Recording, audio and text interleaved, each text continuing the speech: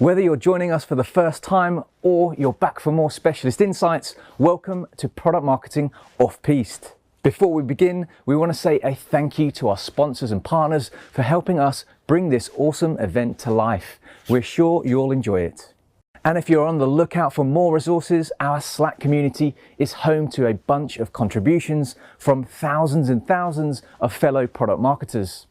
So if you're not already a member, join the debate. But for now, enjoy the presentation.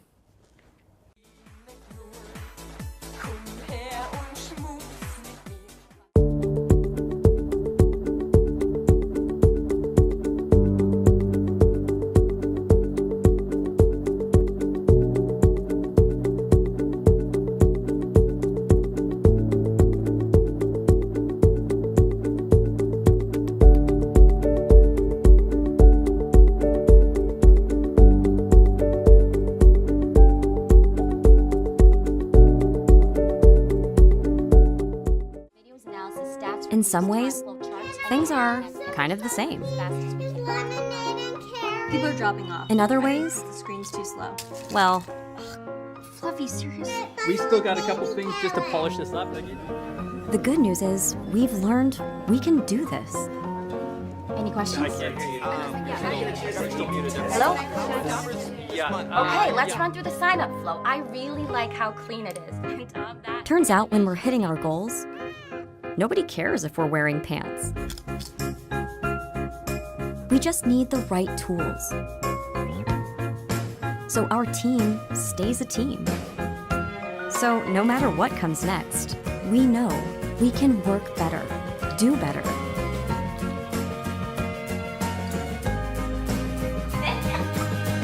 This is going to work. All right. Hello, everybody. Hello, Product Marketing Alliance and Off-Piste crew. It's wonderful to be here. Thank you for having me and attending this session. My name is Indy Sen. I am a VP of Product Marketing over at Matterport. Matterport is a company that specializes in like 3D spatial data and collaboration. We wanted to make it easy for companies and businesses around the world to be able to capture space in glorious and immersive 3D so that they can kind of like navigate around it, share it with people, annotate it, comment on it, and then, you know, a bunch of other things that they can do with it as well. But think of it as like the Google Doc, but for the built world. That's kind of like what we're doing here over at Matterport. So I wanted to share my experiences because as I was talking to some of the organizers of the conference was that I started this job smack in the middle of the pandemic, right? Just as the first week that shelter in place started kicking in was the first week that I joined. And it's been an education. You know, I've been in product marketing for the last like 10 years. And, you know, this is definitely the first time and one of extraordinary circumstances under which to start a job. But I do think that there's a through line across all of this, which as a product marketer makes us really well suited to kind of help not only navigate ourselves through a crisis like this, but also help navigate our companies, navigate through a situation such as this. So I just wanted to share my experiences with you.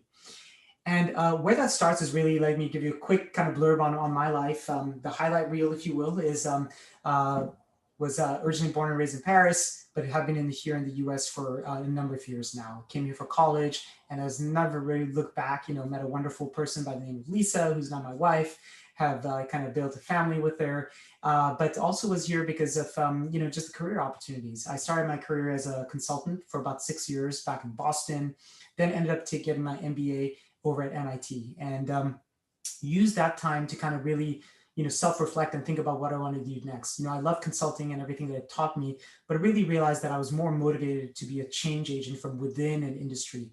And at the time I fell in love both with like marketing as part of my coursework at MIT, but also was, you know, really enthusiastic about the technology industry. And this was this was back in 2007, you know, for example, the iPhone had just come out. And I vividly remember Steve Jobs during the keynote talking about this product. And as a technology geek, obviously I was all over it. But beyond that, what really caught my attention was the story and the narrative that he brought to the table around, you know, why did they build this product? What is the context in which it was being introduced? And why was it different, right? And I didn't know it at the time, but that deck behind him, his presentation, that was all product marketing. And so I didn't know what I wanted to do, but I was like, you know what? I want that job. Well, not Steve Jobs' job, obviously. But you know, whatever that job was to kind of build that story, it just kind of played and danced at the intersection of everything that I was interested about.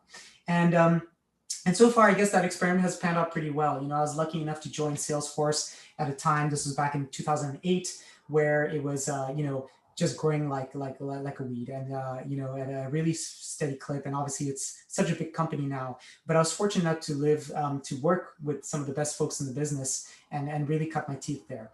That journey then led me to two small companies pre-IPO, Box and MuleSoft, where I was able to kind of flesh out my skill set as a marketer. At Box, I led platform marketing. At MuleSoft, I led developer relations as well as developer marketing, and I had a really amazing run over there. But then Google called, and this was a time where Google Cloud was just taking off. And you know, I was not necessarily looking to make a move, but in my head, I was like, you know, if I wanted to be in technology, there's only so many times in your life where if Google calls and there's a job that's a fit, that's going to happen. So decided to go for it, and had an amazing run over there. Worked with some really brilliant people and really like down to earth people over there too, and really enjoyed my time. But then I also realized that, you know, I kind of got that startup bug again, but also wanted to sort of take my career to the next level. And I was presented with this fantastic opportunity to kind of build and lead global product marketing at WeWork from scratch. If you think about WeWork, not a technology company necessarily, we did have technologies, but you know, at the same time, it needed product marketing. And this is when I realized how universal the skill set of product marketing is, right? Like to one person's software as a service and like, you know, machine learning and AI, it could be another company's, you know, space as a service, and like, you know, value props around like, you know, fruit water and what you may bring to the fore, right? And, you know, I'm being facetious, right? You know, I think WeWork actually had tons of really great things going about it, and I learned a tremendous amount. But you know, that journey obviously did not kind of like end as well as people expected, and so that led me to do a little bit of soul searching. And I knew I wanted to stay in the startup world, but that's what led me to Matterport. And you know, really thrilled to be here. It's been 6 months, but it's also been challenging, right? Because you know, I started in the middle of a pandemic, and you know, we are all trying to do the best work of our lives, but it's not always easy. And then the last but not least, but you know, my family, you know, welcomed a little puppy, you know, a couple of months ago, and you know, she's brought a lot of like, you know, joy to a year that's otherwise been quite difficult, right? Let's be clear about that. Now, what I've learned though, and you know, I think we all have this, you know, in our career. If you look at like your LinkedIn profile, mine, right? Everybody, you know, the successes kind of feels like it's like a, you know, like a linear kind of thing. But how it actually happens, as we all know, is that it happens in fits and starts. And, you know, I'm a strong believer, and maybe this is why it ties in so closely to my passion for product marketing, is that I think you learn more from your failures in some ways, and the times where things are down, than your successes, right? Success is great, replicable, and you know, really fun to be part of. But sometimes it takes, you know, some type of failure or some kind of like, you know, setback for you to kind of learn from, or even readjust and course correct where you need to be, right?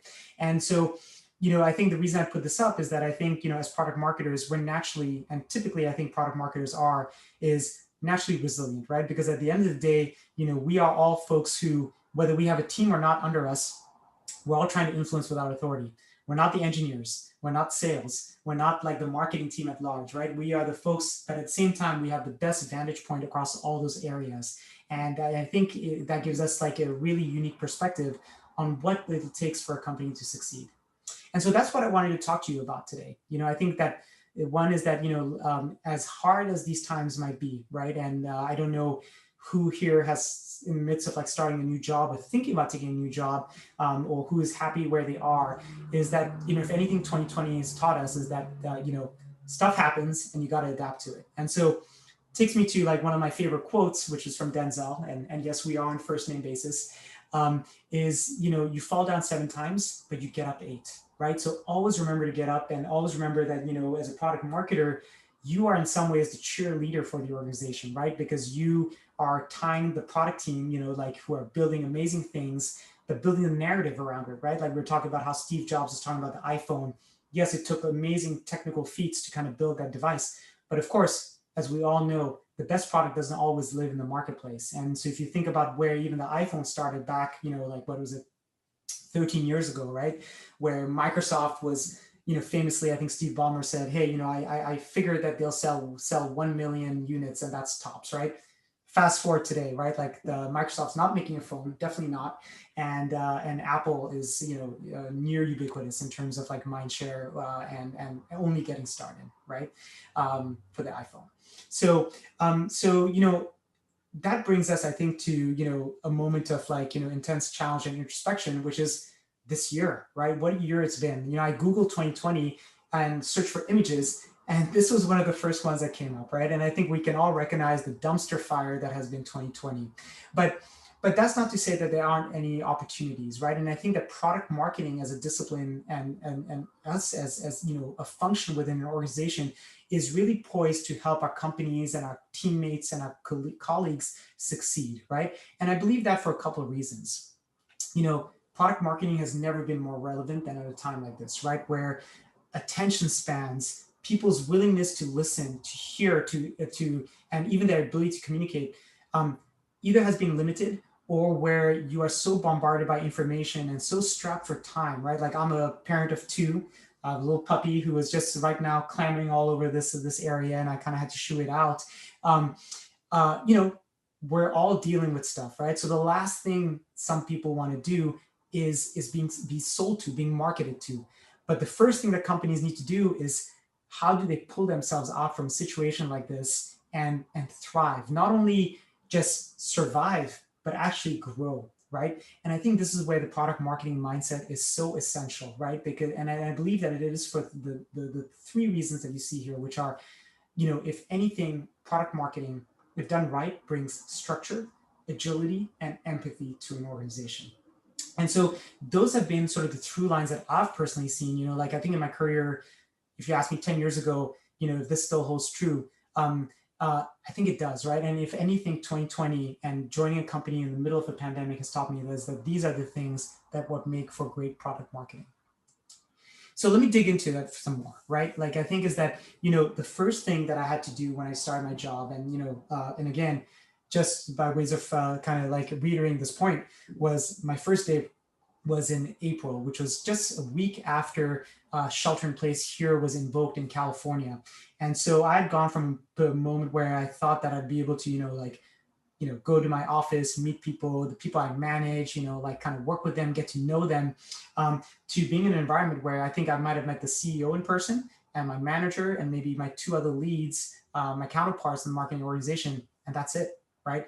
Everybody that I would talk to every day is over Zoom and on Slack are people that I've yet to meet in person, right? So think about just that context and what it takes for you to kind of establish yourself as a leader. But I think this is where product marketing shines, right? Is because I think if anything, your success is going to be defined by the structure that you bring to the table.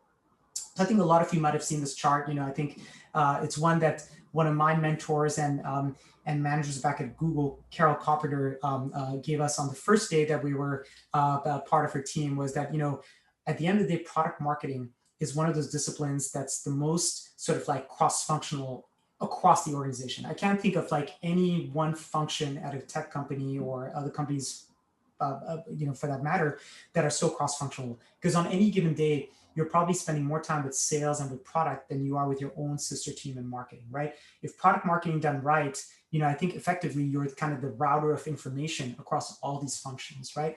So imagine being day one, where you're like, hey, you're going to have to do all of this over Zoom and over Slack, right? Like, how do you determine that structure? How do you bring that to the fore? Well, I think luckily enough, I think we are imbued from the get-go with having that vantage point, right? And success, I think, is predicated on how quickly and how simply you can tie the why, the what, how, and when of your go-to-market, right? At the end of the day, a product marketer has this unique perspective on everything that happens in an organization. And so one of the things that I tasked myself at when I first got to my company was to figure out, okay, what are we trying to do? Like obviously they figured that part out, but who are we selling to? What are the cranks and sort of the flywheel, if you will, of like, user journey as well as our marketing funnel that we want to operate? And what do we have to work with, right? So the graphic on the left, the user-led flywheel, is a pretty popular framework now, right? Around like basically mashing up your user journey with your marketing funnel. And I think that's a great way to think about it, and a way in which we as product marketers naturally think about this, right? Because if anything, we kind of have that 360 view of like what the user journey is and what the magic of the product is. One of the things that we had at Google as in product marketing was that if you know your user and if you know the magic of your product, your job is to connect the two, right? And so this was something that I instilled with my team, and in kind of trying to chart like what are we going to do, how, why, and when was nailing down this framework was really important. Now, what you see on the right might feel really esoteric over here, but it's literally what I call like our stack, right? All the touch points that customers have with us, and it starts with like paid, organic, sort of like awareness. So think of this as like in terms of like the marketing funnel, right? Our websites, our social blog and whatnot, our web properties, our distribution channels, right? Like Amazon, App Store, Play. These are all things where customers have touch points with us. And then once they get down further down the funnel, what are the other ways in which we touch them? Is it nurtures? Is it newsletters?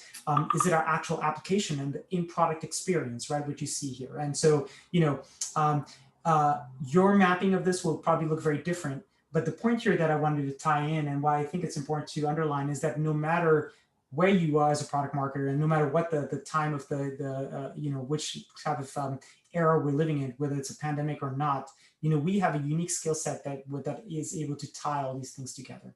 So I think that was one of the first lessons I learned, was that my job is to kind of help set that structure. And if anything, this has helped us succeed in this era, because it's not only about random acts of marketing, right? But it's saying, hey, what are we going to launch and when, and how does this help us reinforce what we're trying to do across these areas? So just wanted to kind of like put that in front of you to kind of share with you that structure matters, and that this is one of the areas in which we product marketers can really lead. The second thing is agility, right? Like if you think about the nature of the job, as well as the way we can think about it, and certainly the way I've tried to approach it here at Matterport is to teach is to teach ourselves what we don't know, and how do we kind of, knowing what the outcomes we want to have are, how do we kind of quickly trace the fastest path towards that? And I think for that, it takes agility. And so one of the things that I tried to do with the resources that I had, but also taking stock of the situation that we were in, where, I couldn't just tap someone on the shoulder or have like a sidebar chat, like, a product launch is very hard to do. Not that it's hard to do, but it's hard to kind of get where everyone's pulse is at on things without kind of doing that management by walking type of thing, right? Like, I can't go to like, Gabe, my product manager, and see like how he's doing and how he's feeling about things without like pinging him on Slack or asking him, right? And it could get awkward being like, hey, how are you? But how are you really, right? That stuff doesn't work. So I think what I realized coming on board is that I needed to find a way to get us kind of cranking, but at the same time that got us in a way that was all motivated, and where we could share very quickly, gain everybody's perspectives very quickly. And so one of the things that we instituted was actually agile marketing as part of product marketing. This was an initiative that, within like the first couple of months I was in, I was like, hey, the best way in which we can get some of these things done is to kind of get a team, build them as like an agile team, and have them kind of crank out and have great output based on just taking like some quick bets, and then turning those bets into like, initiatives, right? So this is a quote from Jim Collins, who's a famous business author. I think you might have read his book, From Good to Great. There's a great one, just 40 pages long. I bought it from my team, called Turning the Flywheel. And this quote, the ability to scale innovation, to turn small proven ideas, bullets, into huge successes, cannonballs, can provide big bursts of momentum. And so that's what guided us through taking in product marketing and product marketing and friends, I would call it, right, is institute some very quick sprints, every 2 weeks around agile marketing to help coalesce and deliver on our go-to-market approaches. So traditional go-to-market, and we've all been part of big launches, right, where you kind of have that big strategy and you're going to swing for the fences. You have this waterfall development of like, hey, let's take this product from like, start to finish and go to market, right? And that works great. But I think in a pandemic, in this era where like, as a company, you kind of have to reinvent yourself and constantly reassess and say, hey, if a customer is no longer coming to an event, we don't have that to play with. If we can no longer hold court or like kind of wine and dine them, sales needs to push harder, but how, right? What are the things that we can pilot to kind of equip our teams for success? And again, this is where it takes a product marketing mindset, right? Because I believe that when you kind of have that holistic view of how everything can kind of interact within your marketing funnel, the user journey, and your different touch points, right? You can be very specific around thinking about what are the stories from an agile sense that you want to kind of knock out, right? And so, every month, I would say my team and I, we get together and really focus on like thinking about like, hey, what are the things that we can prioritize? What are these little bullets that we can fire ahead of like a well-calibrated cannonball that totally crushes it, right? So take a look at the slide if you have more time. But I think the agile approach married with the product marketing mindset has been able to help us really deliver on many things. And so a couple examples for you. When I first started, my team was on the verge of like launching our iPhone app. And so just to bring things into context, Matterport as a company, we started off by building and selling an amazing technology advanced camera with like, I think 9 lenses that helps render spaces, capture spaces and render them in full 3D, right? Now, what we did because of years of being in this business is that we've also populated and fueled a machine learning algorithm called Cortex that allows us, with like some different kind of pictures that you take in 2D to actually render that space based on the placement of the camera and the dimensions that it calculates. So one of the innovations that we had on the back burner, but we actually brought to the fore when the pandemic hit, was we were saying, hey, we have this amazing technology, but people can't go out and scan. They can't, what if we could give people the ability to scan spaces in 3D from just using the phone in their pocket, right? So this is literally the first launch that I've worked on. And everything that I knew at Matterport from that time on, when I realized what we were doing, had changed, right? Like overnight, we were becoming a different company. And again, I'm not going to say that this in no way was my brainchild, but I was so fortunate to be part of it at that early juncture because it really gave me a sense that, this company and where I'm at is going to give me, and specifically with the pandemic, is that we have to experiment if we want to be successful, right? And so you can see here, this is a screenshot of our launch day. It was actually May the 4th, which for Star Wars nerd is like one of those seminal dates. You can see some folks here with like, stormtrooper helmets and whatnot. So a really amazing moment of momentum for our company. But what that taught me then is that, if a company can take a big risk like that and have like a really calibrated kind of like risk taking kind of initiative like this, then what's to stop us to kind of pilot things and kind of continuously iterate on things? So taking that product mindset, but instead of having one big launch that you're working on, which traditionally would be our trade and craft, what are little things that you can kind of put out there and get out there and figure out like, hey, did this stick, right? And so the example on the right is something where we kind of, after this launch, a couple of months actually after the launch, we saw that there was some, the interest had kind of died down, like I don't think we went out with a big splash, right? Like any product marketer does, like you work on the launch, but you got to think about the landing, right? And one of the things we realized that beyond that launch and that air cover that we created, people were coming to us and using the product, but we had not done a good enough job of talking about what it was. And so we had to dramatically and very quickly kind of revamp some of our messaging and whatnot. And that's an example of what you see here is that, we basically rebuilt the entire page and even our homepage for the company in like a couple of days, right? But with like dramatic results. And so again, this is again where like product marketing mindset can help kind of orchestrate these type of calculated risks.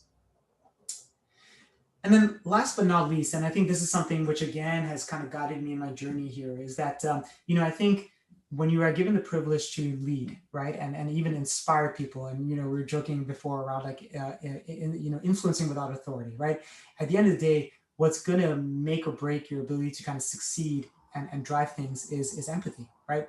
I think, again, as product marketers, given that we work with so many different people across the organization, sales who we know live and die by their quota, product who kind of live and die by their ability to kind of ship the things that they want, but also have to compromise with the technical trade-offs, right? And it's like it's very hard for a product manager to kind of let go of like a product vision that they had, right? And but to me, the juncture between or let's say the connect between what a product manager and a product marketer, you're tied to the hip, is that the product manager thinks about like the plot, right? Of like let's say it's a story, and the technical thing about the plot, you're going to really help them deliver the narrative, right? So then there might be, a vision that they have, but your job is to kind of help them bring it to market. And what that takes is really empathy again, right? Like the ability to listen. And I think, God knows in this era right now, especially, it's more important than ever. And so what I wanted to share with you is a couple of ways in which you can kind of bring that empathy to the table, especially when, the customer touch points, or sorry, your touch points with your colleagues every day are limited, right? But again, something where as a product marketer, you can really be like that natural empathetic leader. And this is a quote from one of the best books I've read this year so far, which was the Bob Iger. We're not on a first name basis. Is the now CEO, once former CEO, but now again CEO of like Disney, right? Is if you approach and engage people with respect and empathy, the seemingly impossible can become real. And I really believe that, whether it was a pandemic or not. And I think the data bears it out. Fast Company last week had a study that says that, in this time and era, like, whether you're a leader or an individual contributor, I think it's so important to kind of practice what we're calling, management by walking, right? Like light innovations that kind of build the culture and continue to build the culture of the company, right? We are all, again, so starved for like, time and so under stress with everything that's happening in the world. But a simple gesture, a simple, ping, whether it's on Slack or, like a casual Zoom conversation that's not about work, or even, anything you can do to kind of make your employees feel better, right? Like send them a cake on their birthday, right? That can go a long way. And the reason why that matters is that I think as a product marketer, you're in a natural arena to kind of be part of building that culture just because of the different functions that you touch. Now, some of this data I felt was really interesting to share, is that, in this time and era, the benefit of empathy are the following, right? Like, 60% of your coworkers will be more likely to respond quickly to requests from each other, almost three times more likely to, sacrifice their own needs to serve a larger team goal. You can take a look at the stats here, right? But the reason I bring them up is because I think empathy matters, right? And one example of that was what we did, and maybe something you can try if you haven't, is that, in this world where we're kind of Zoom first, Slack first, or on Google Workspace or whatnot, right, is that we implemented this tool called Donut, which is basically a chatbot in Slack that helps, based on parameters, just pair up people randomly in your organization. Now, this is not a product marketing initiative, right? But it was one of the things that, not by any means, don't want to take credit for it, but where, I think I realized that it helped me do my job better, as well as like help me, help other people by just kind of like building that network before you need it. And as a new leader, especially when you're starting a pandemic, it's so tough to kind of like, those first couple of months are ones where you're just relationship building, right? Like you have not been given the opportunities to kind of like either like succeed wildly or screw up wildly, right? But at the same time, it's all about the culture and the leadership that you're bringing to the table. And so when you're in an environment where you're trying to influence people, especially in times where you're so limited now, this has been a fantastic tool for us and has certainly helped me do my job well. So, highly recommend it if you haven't seen it. But I think that's something where in my journey, if you think about ways in which you can be successful or not, like, right, like anything you can do to kind of like, do the digital version of a shoulder tap, right, can really help you. And I think as product marketers, we're naturally, predisposed to that type of thing.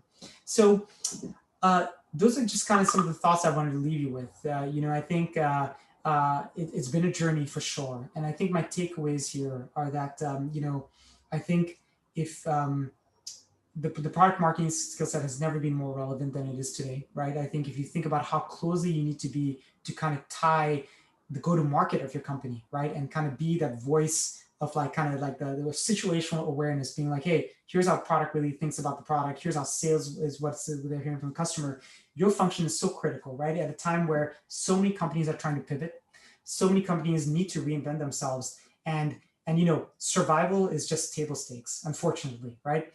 Growth is the next imperative. And I think what you'll see is that some of the companies that are thriving right now, that are making major moves, are the ones that are not missing a beat from a go-to-market standpoint, that are launching innovations, and that, are just made out of the stuff that I think every product marketer is, right? Which is resilience, structure, leadership, and empathy. So I'll leave with you that. I hope that we get to answer questions. I know that, this is all like a remote conference, but if I can be of any help to any one of you, please ping me. I'm on Twitter at IndySend. This is my work email, Indy@Matterport. And shameless plug, but yes, we are hiring for PMM. So if any of you want to be part of this journey, would love to talk to you as well. But with that, I thank you for your time, and yeah, really eager to kind of keep this conversation going. And once again, thank you to Product Marketing Alliance for having me.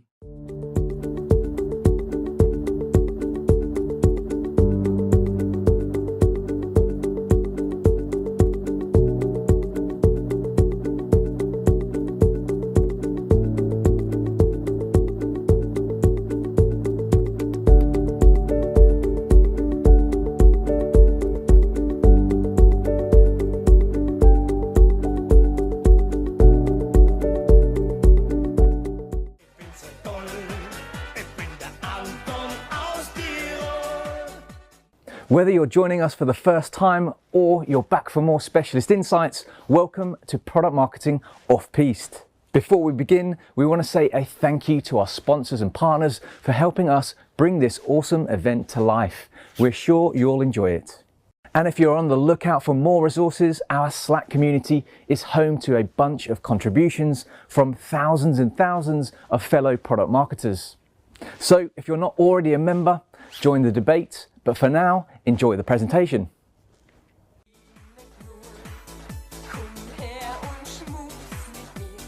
"60% of your team's time goes to doing things that aren't actually work. Asana gives you that time back. Assign tasks, select due dates, and keep everyone on the same page. You can find the latest and greatest attached to each task. Discuss work details right where work happens. With Asana, your team can view any project in the way they find most useful. They can avoid getting overwhelmed by balancing their workload and removing bottlenecks. With Asana, you can see what everyone is doing and automate processes for the type of work you do most often. And it provides built-in feedback and approvals to keep things moving.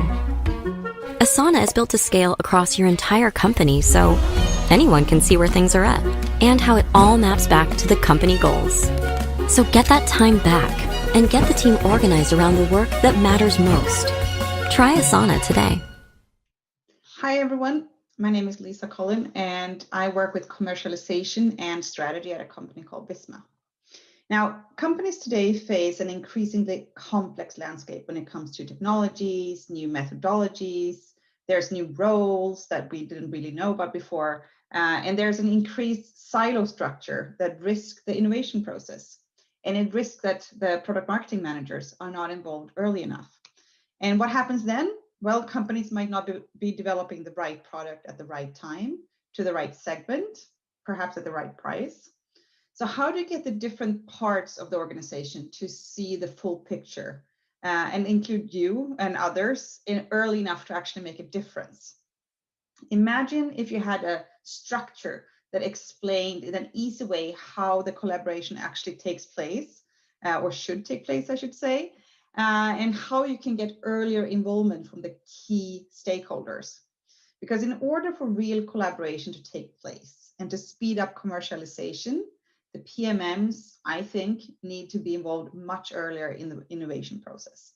So today I'm going to be talking about a way that we've solved this in Visma, and I'm going to be talking about product journeys. So I work at a company called Visma. It's a leading cloud software provider in Europe. And we work with software that simplifies and automates the core business processes in both the private and public sector. And we have grown a lot in the past couple of years, and we're about 11,500 employees by now.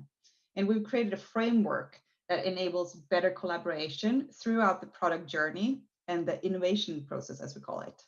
And now I'm going to talk through a bit about how and why and what, and to explain to you how you can do it in your organization.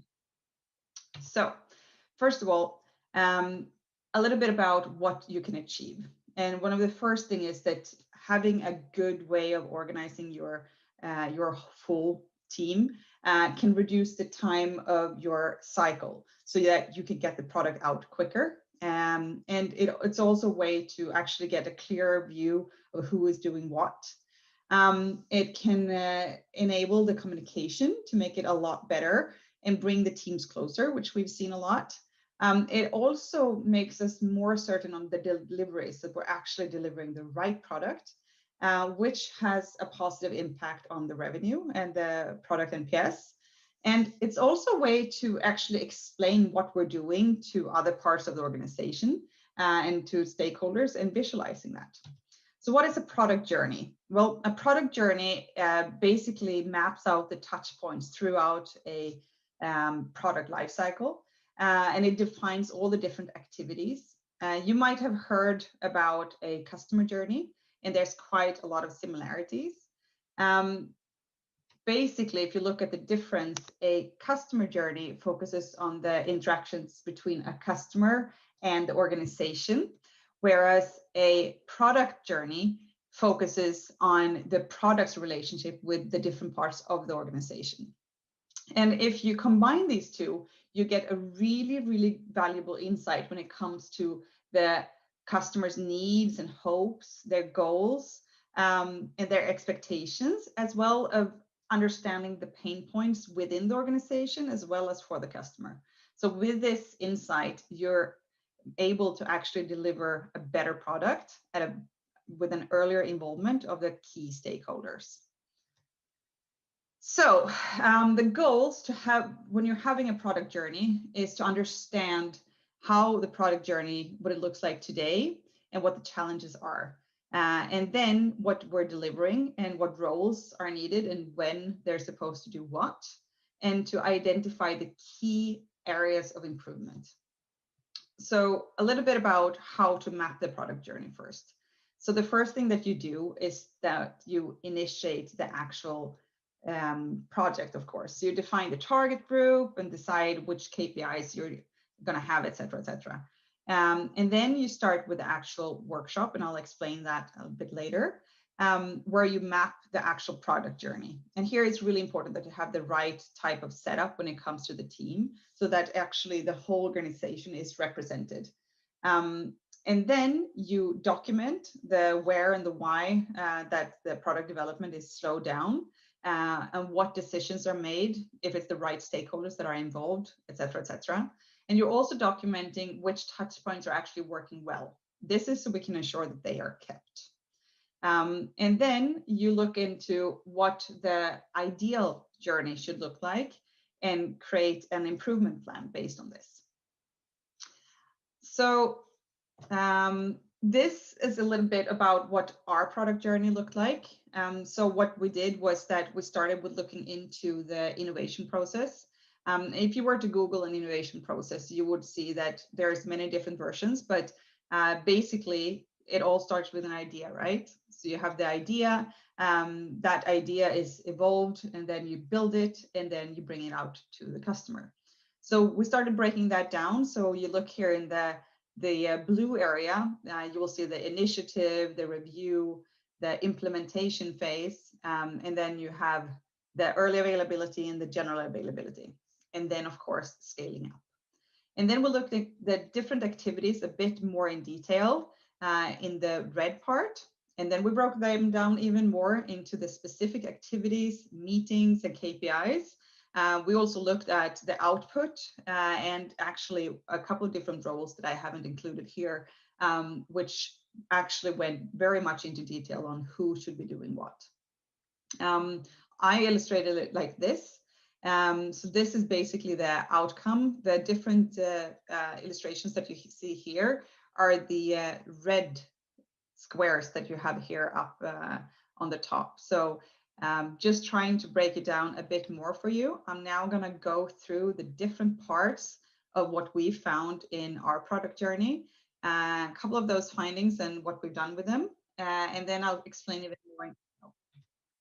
So the first part that we saw in our journey was that we needed to be clear on the why and to involve the right people when the idea was actually formed, so that we ensure that the idea is based on customer needs and their willingness to actually pay for this product and sees the value. This also needs to be documented in the correct way so that the rest of the organization actually understands from different standpoints what we're trying to do. So documenting it was something you could, for example, use business model canvas or a vision board to quite easily ensure that this is covered. But those models ensures that you're not only covering the product side, but also the commercial side. And again, here is where the product marketing manager is really important. The next step is to actually visualize this and bringing in the UXers as early as possible. And we want to make a conscious decision if we're actually going to continue with the product or not. So this decision should be made by the right stakeholders. So again, here, we needed to actually have a look at who is involved and who is making the right decisions here. It's very easy that the decision is made by product, but if we don't involve the commercial side, whereas you as a PMM is extremely important, then you might actually end up building something that doesn't have as much value on the market. Next step was the actual implementation phase.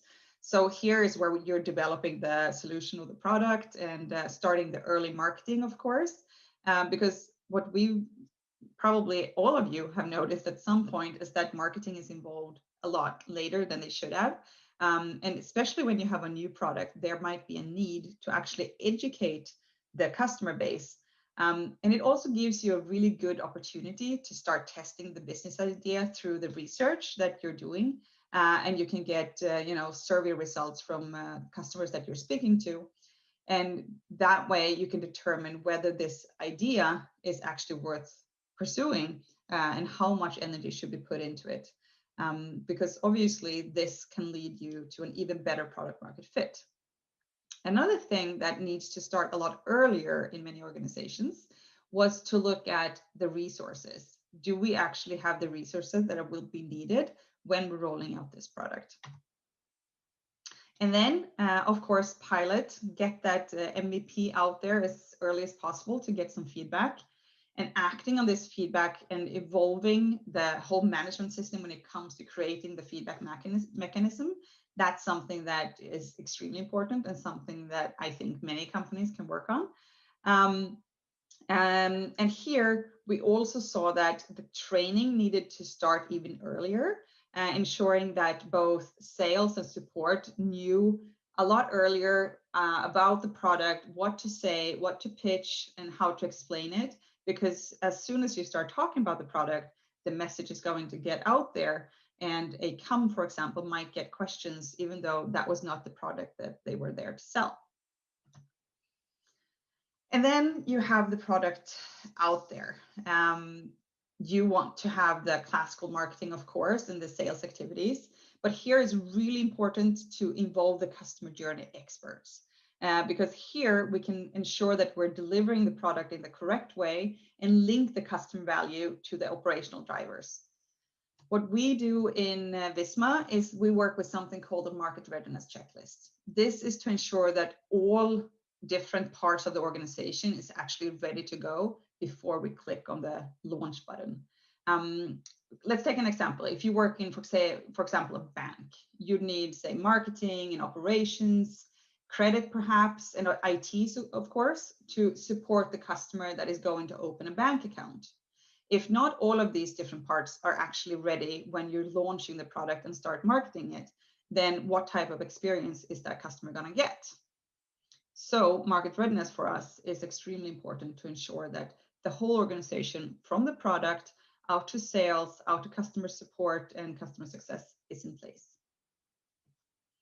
And the last part is about how we're actually keeping the product organization involved, whereas we as PMMs are focused on the cross sales and upsales. As many of us know, a customer is much more worth after the initial sale.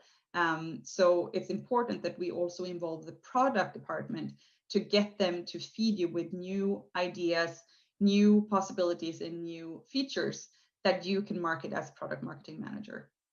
So here we continue with the communication with our customers and ensuring that marketing has the information from product to ensure the best campaigns. So that is a little bit about our product journey and a couple of the findings that we have made. So you need to create a fluid structure in which the day-to-day organization is organized into teams that actually cuts across different departments. So you can empower them to make these decisions, and so that the whole team can see from A to Z what is happening in the different stages. By involving, for example, you as a PMM already in the idea phase, you might be able to actually get a better business case, and that might be what is actually going to be the yes or no turning point for that product, because you probably sits with the correct information about what this is worth on the market. A little bit about the actual workshop then. So the first thing that we do then is to gather a team with participants from the different parts of the organization. So I usually gather someone from product, someone from the development area. I always have someone from sales and marketing and customer success involved. And then the different parts that are needed, let's say it's a product that needs heavy implementation, then you're going to need the consultants that are involved. This is, of course, up to each and every organization. And when you have set the group, you need to agree on the actual innovation process and the timeline and set that up. And then you start listing. And I use Mural now when we're doing this online, as you saw before with the Post-its. You can just start to talk about, okay, what are the activities that are needed? What different KPIs should we have on these activities? What expected outcome do we have, and who is doing what? What I usually do is that I take this through one stage at a time. So we talk about the idea phase first, and then we move our way towards the end. And sometimes I do this with just one department, just for them to open their eyes to what else is needed. And that has been actually really valuable. And then you have a discussion, of course, of what has been good and what should be improved here. Define what is the actual journey as it looks like today, and don't cheat. Make sure to actually be honest here before you continue and discuss what would the ideal journey look like. Then you can create the improvement plan and act on those. Prioritizing, of course, first you can do the low-hanging fruits, and then you continue much more with the high priority ones that might take a little bit more energy, but that might have really good impact in the organization. And the outcome then, well, this is going to give you a map of how your internal organization actually delivers today and what it should look like in the future. And you can identify what is working well and what needs to be improved. As I said, the low-hanging fruits actions, those might be, solved that day, whereas some of the other parts might take a little bit more energy, but might be really rewarding. And then you also have the fact that you have agreed about the KPIs.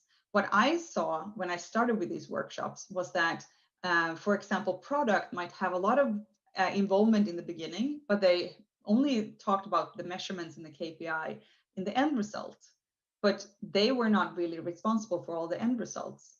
So another thing that we started talking a lot about was how we could have shared KPIs.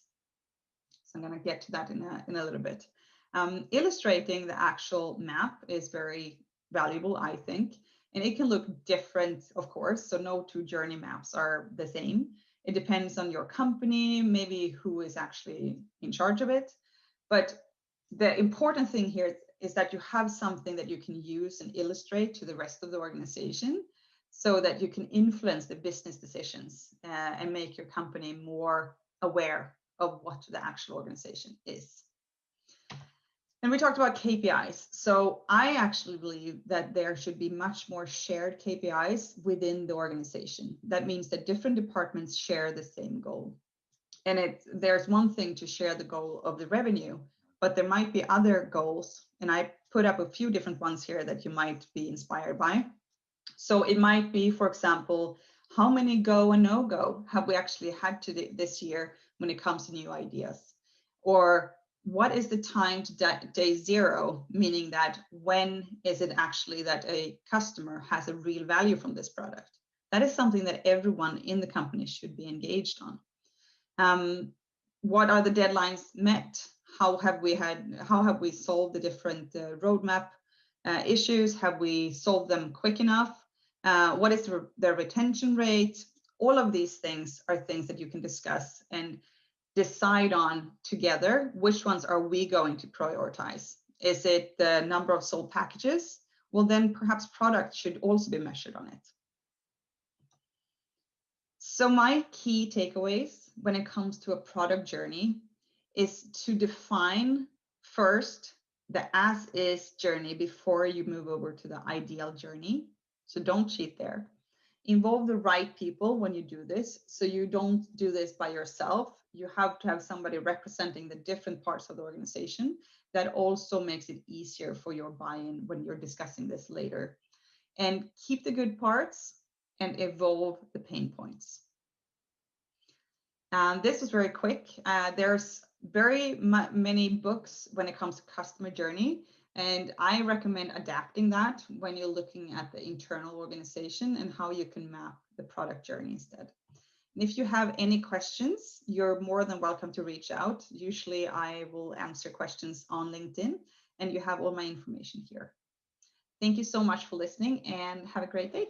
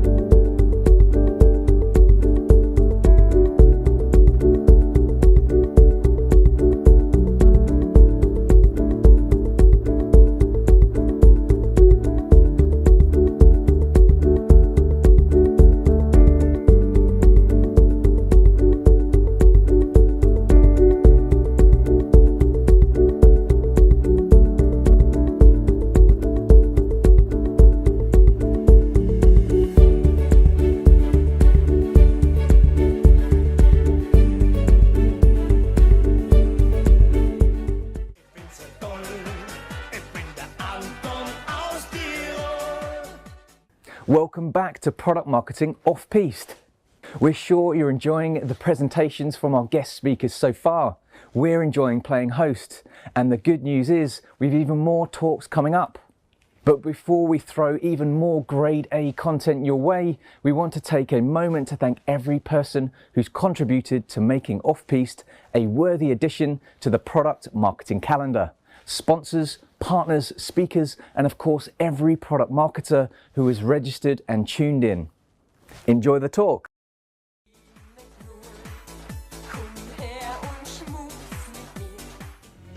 Every year, 60% of your team's time goes to doing things that aren't actually work. That's enough time to get from LA to New York. Walking. With Asana, your team gets that time back. Asana makes it easier for teams to get work done, assign tasks, select due dates, and keep everyone on the same page. You can find the latest and greatest attached to each task. Discuss work details right where work happens. With Asana, your team can view any project in the way they find most useful. They can avoid getting overwhelmed by balancing their workload and removing bottlenecks. With Asana, you can see what everyone is doing and automate processes for the type of work you do most often. And it provides built-in feedback and approvals to keep things moving. Asana is built to scale across your entire company so anyone can see where things are at and how it all maps back to the company goals. So get that time back and get the team organized around the work that matters most. Try Asana today. Hello everyone, thank you for joining us today. I'm joined by Abdul Rastegar, Director of Product Marketing and host of the Up Your Game series, which you can go and check out on Abdul's LinkedIn. Abdul, great to have you on today. Hey Max, nice to see you. Yes, and you. And today we're going to be talking about the future of product marketing. So we're going to be discussing the pace and direction of change, future trends, and what product marketing can offer. So first of all, to get started, Abdul, how do you define product marketing?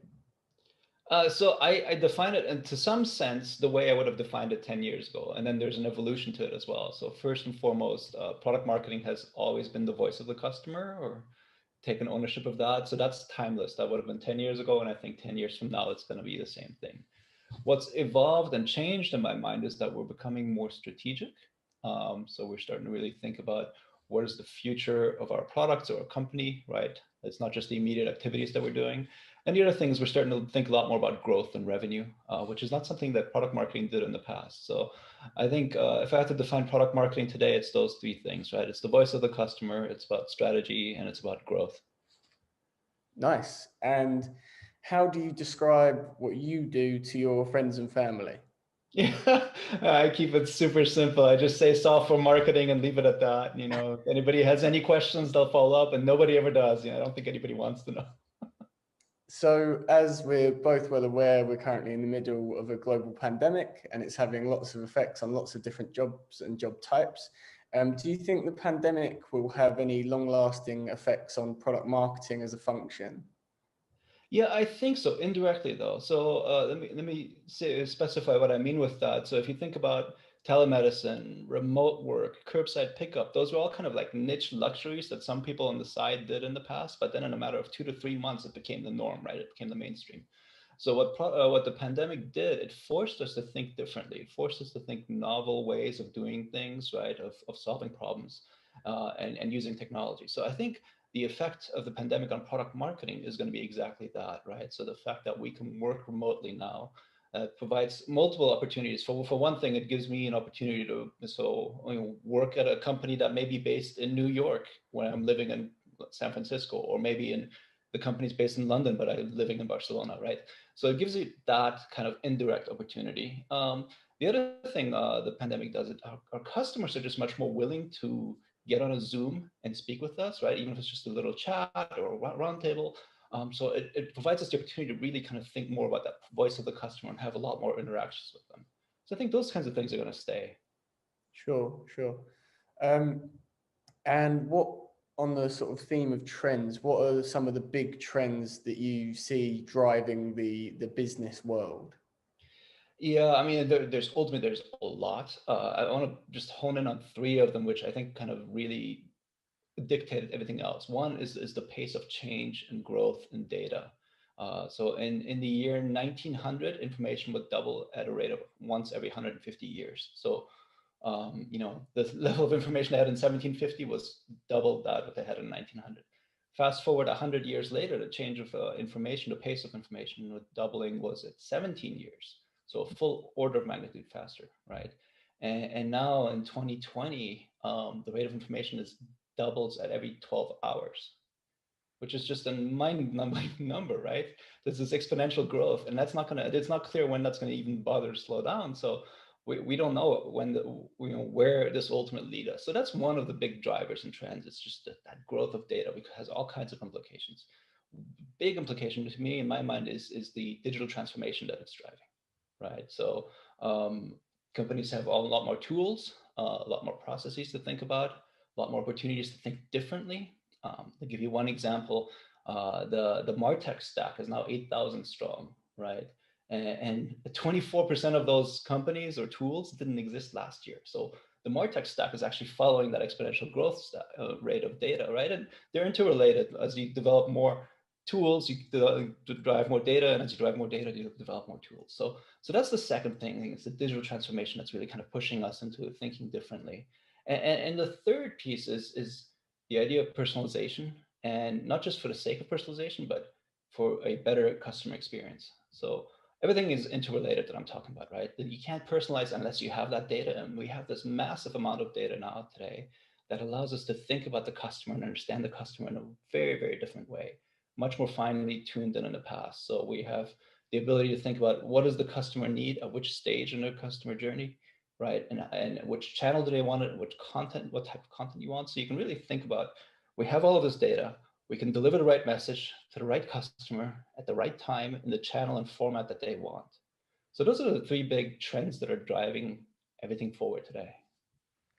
Nice. And back to product marketing, where do you think product marketing is heading in the next sort of 5 years, 5+ years, and what changes do you think we're likely to see in that evolution of the role? Yeah, so I think a lot of it is actually going to be related to those trends that I talked about. Really, the data, the transformation, the kind of personalization is going to impact product marketing specifically. So I think product marketing is going to specialize a lot more. So if you think about today already, product marketing back, it kind of came as an outcropping of product management. Hey, let's just get somebody who can specialize in the launch. And now you see all these specialized roles, and like on the one hand, on the extreme, you have technical product marketers. On the other hand, on the other extreme, you have pricing product marketers, right? And in between, you have everything from competitive intelligence to category creation to content to whatever go-to-market launch experts, and all of these roles that are forming or have formed. I see as more data is developed and more MarTech stack is developed and more customer knowledge is we become aware of more customer knowledge. You're going to see this continued specialization of product marketing roles. So that's one thing. The other thing is that you're going to see much more of an uptake to the C-suite for product marketing. So we're going to think a lot more strategic, and that's not guaranteed to happen. I think there's certain things that we have to do as product marketers to get there. But I do see an opportunity for product marketing to move up into the business a little bit. And what job title do you think a product marketer naturally transitions to? Is it a CEO? Is it a COO? CPO? So I'm not aware of any CEOs today who came from the product marketing role. I am aware of one or two CMOs who came from product marketing. So it's still a pretty much of a niche opportunity at this point in time. And part of it is that we're not, we're a relatively new function for one thing. The second thing is we haven't traditionally thought very strategically, I don't think, right? And in order to be at those C-level conversations, you need to start thinking about organizational KPIs. And if you think about the KPIs that product marketing has, if we have product marketing, if we even set KPIs for ourselves, they tend to be very much focused on the activity that we're doing, that product launch, right? How many people saw this press release, or how many people read that document or whatever, right? Or did we check this list of activities? But that's not what the C-suite cares about, right? They care much more about value creation and vision and direction. So for us to really get there, I think is going to require that different level of thinking. Sure. And given that potential change, what is product marketing's role in driving organizations to evolve proactively? Yeah, so I think a lot of it has to be done by us thinking differently. One of the things that really stood out to me is that a few months ago, the Product Marketing Association Alliance did a survey of product marketers, and they asked how many of you can understand, how many of your stakeholders understand your role, and only 5% of them actually said that they understand the role of product marketing within the organization. That's a shockingly low number, right? Compare that to product management. If a product manager was asked that, it would be like almost universal, right? So I think to answer your question, we have to do a lot better in terms of driving strategy and proving our value and our worth and what we're here for, right? So our goal ultimately as product marketers is to define the value proposition and the messaging of whatever we're selling, but we're not doing a very good job of doing it for ourselves. So that's one of the key, I think, kind of things that I'm advocating for, is for us to really think more strategically and deliver that value and define to people what that value is. Definitely, it's something a lot of the community says that is the hardest thing, is explaining or getting stakeholders aligned around the function of product marketing. So looking ahead to the future, do you see different kinds of product marketers emerging? So as you've mentioned, we've got technical product marketers, and we've got almost like growth marketing as well, and these kind of roles emerging. What else do you think is going to come out of the changes that you've mentioned? Yeah, I mean, to some extent, it's almost impossible to predict, because if you think about Friendster, I don't know if you remember that or not, from Jonathan Abrams developed that category of social kind of media communities, online communities back in 2003, right, with Friendster. And I don't think he would have imagined that within 5 to 7 years, he would create this massive demand for new jobs of social media marketers. And it will become the number one kind of job role in marketing. Right. So it's hard to predict really what's going to happen in the future, even 5 years out from now. One of the things that I think will happen is that today we're spending a lot of time thinking about product-led growth, right? It's kind of the big rage right now, for rightfully so. I think over time it's going to start evolving to experience-led growth, and it comes back to that concept I talked about earlier, right? The more data we have, the more we can personalize the customer journey to deliver better customer experiences. And if you think about where we are today, and where we're going, I think that you're going to see product marketers who are going to be very focused on that experience-led growth. So, sure. And at the minute, obviously, trying to future-proof yourself is very topical. And what skills do you see as crucial to sort of a great product marketer in the future? yeah, so some of it is timeless. Some of it are skills that we have today. Some of it are skills that we're going to have to continue to develop. The idea of storytelling and putting the voice of the customer first, right? That's going to be here. That's been here in the past, and we're going to continue to do that in the future. I think other things that we have to do in order to upskill and become more, in your words, kind of ready for the future, is to think about how do we embrace change? How do we adapt to change, right? I think the pandemic has given us a perfect example of how change happens very quickly, and that we need to evolve, right? So that stagnant thinking of, hey, I'm only going to work in my office and I'm going to tie myself for the rest of my career to this one geographic location, that's kind of going out the window a little bit. So that concept of change is pretty important. Other things, and I mentioned them earlier, is really starting to think much more strategic. And I want to define what that means, because just saying strategic sounds nice, but what does that really mean? To me, it means thinking about organizational KPIs and tying how the work you're doing and the value you're doing to those organizational KPIs, right? And then finally, speaking the language of the C-suite. That's actually something that's becoming more and more important, especially as product marketing is moving up into becoming more strategic. So if you're talking to the CEO, you need to understand what the CEO's vision is, right? If you're talking to the CFO, you need to be able to speak about profitability and value creation and EBITDA and whatever. If you're talking to the head of sales, it's about not just, okay, revenue, of course, clearly, but more than that, right? You're going to be able to speak with him or her about what's the backlog of orders and so forth. So you really need to understand what their language is. So that's where I would kind of say the skills that we want to develop, that's where we want to go.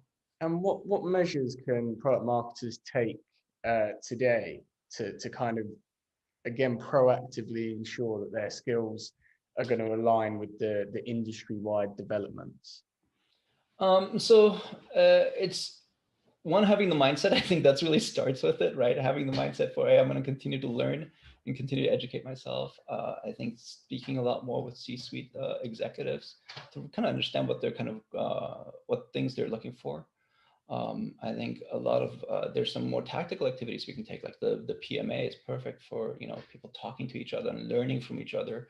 Networking is something that is extremely important, and not just networking with other product marketers, but also with other kind of adjacent functions and more strategic functions.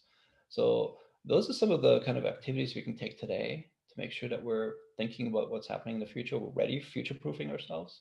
And also just having a larger kind of spatial awareness of what's happening, what are the macro trends, what, that growth of data, the personalization, the digital transformation, and how is that going to impact us? And what would today's Abdul say to Abdul starting out his career, knowing what you do now and being able to speak as eloquently as you can now? What would you say? I chuckle. I would say, shut up and listen.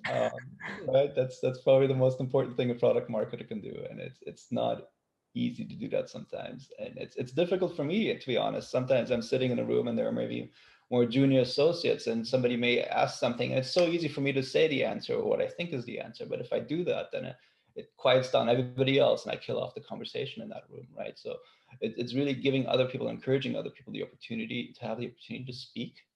And they may be perfect. They may think of a better answer than I had thought of. Maybe they come up with some novel out of the box idea, or maybe they're not, perfectly right, but that's okay, because how else are they going to learn? So I think for product marketers, the ability to learn, especially as we to listen, especially as we move up the ranks, is pretty important. So that's probably what I would give myself, that kind of advice. So And before we sort of wrap up, you've mentioned today how product marketers can start to prepare for the future and the trends that you believe are going to emerge. Do you have any parting advice on how product marketers can upskill their careers now? Yeah, some of it was mentioned earlier, right? The ability to network, start doing that right away. And one thing I would tell the people, everybody on this watching this right now, is find 3 to 5 other people who are in your kind of sphere, and maybe in product marketing or adjacent, that you don't know, you don't have any contact with them, and just send them a message on LinkedIn. Hey, I'm so-and-so, I want to connect with you, and see if you can follow up with them with a conversation, right? That networking is so important, and you want to build that into a habit. You do that on an ongoing basis so that you build your network. There's a great saying that the best time to plant a tree was 10 years ago. The next best time is today, right? So get going, because you never know how important that's going to be 5 years down the line. You may not even realize it, but I've actually had job opportunities from people that I connected with 3-4 years ago and hadn't talked to them again, and then came across each other again. So that's one kind of key piece of advice I would give people.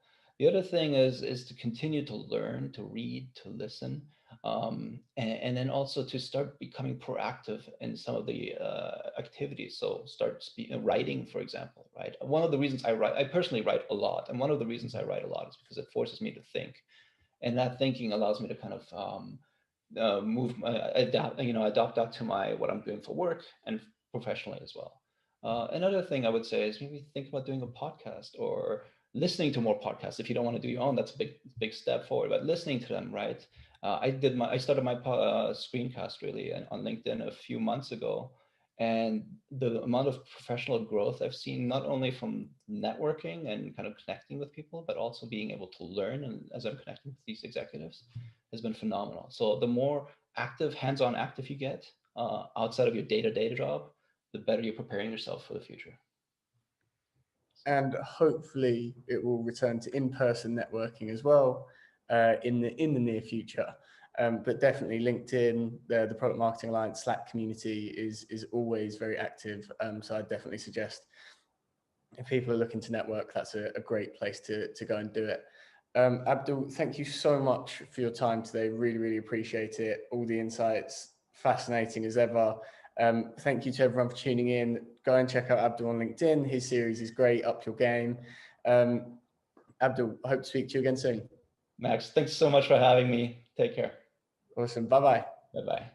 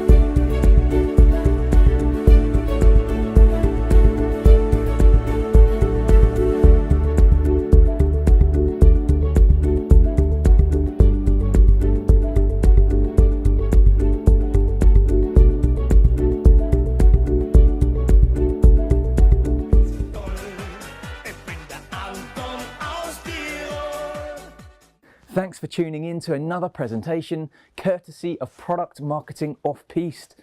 We hope you've enjoyed the session. The good news, we've even more speakers lined up who will be sharing their product marketing expertise. So brace yourself, it promises to be quite the ride.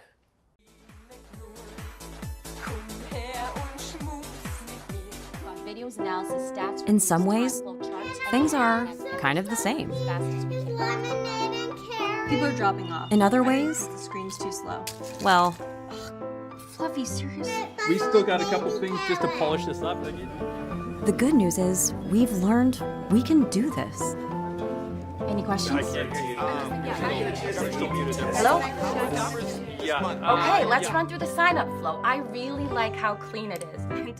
Turns out when we're hitting our goals, nobody cares if we're wearing pants. We just need the right tools. So our team stays a team. So no matter what comes next, we know we can work better, do better.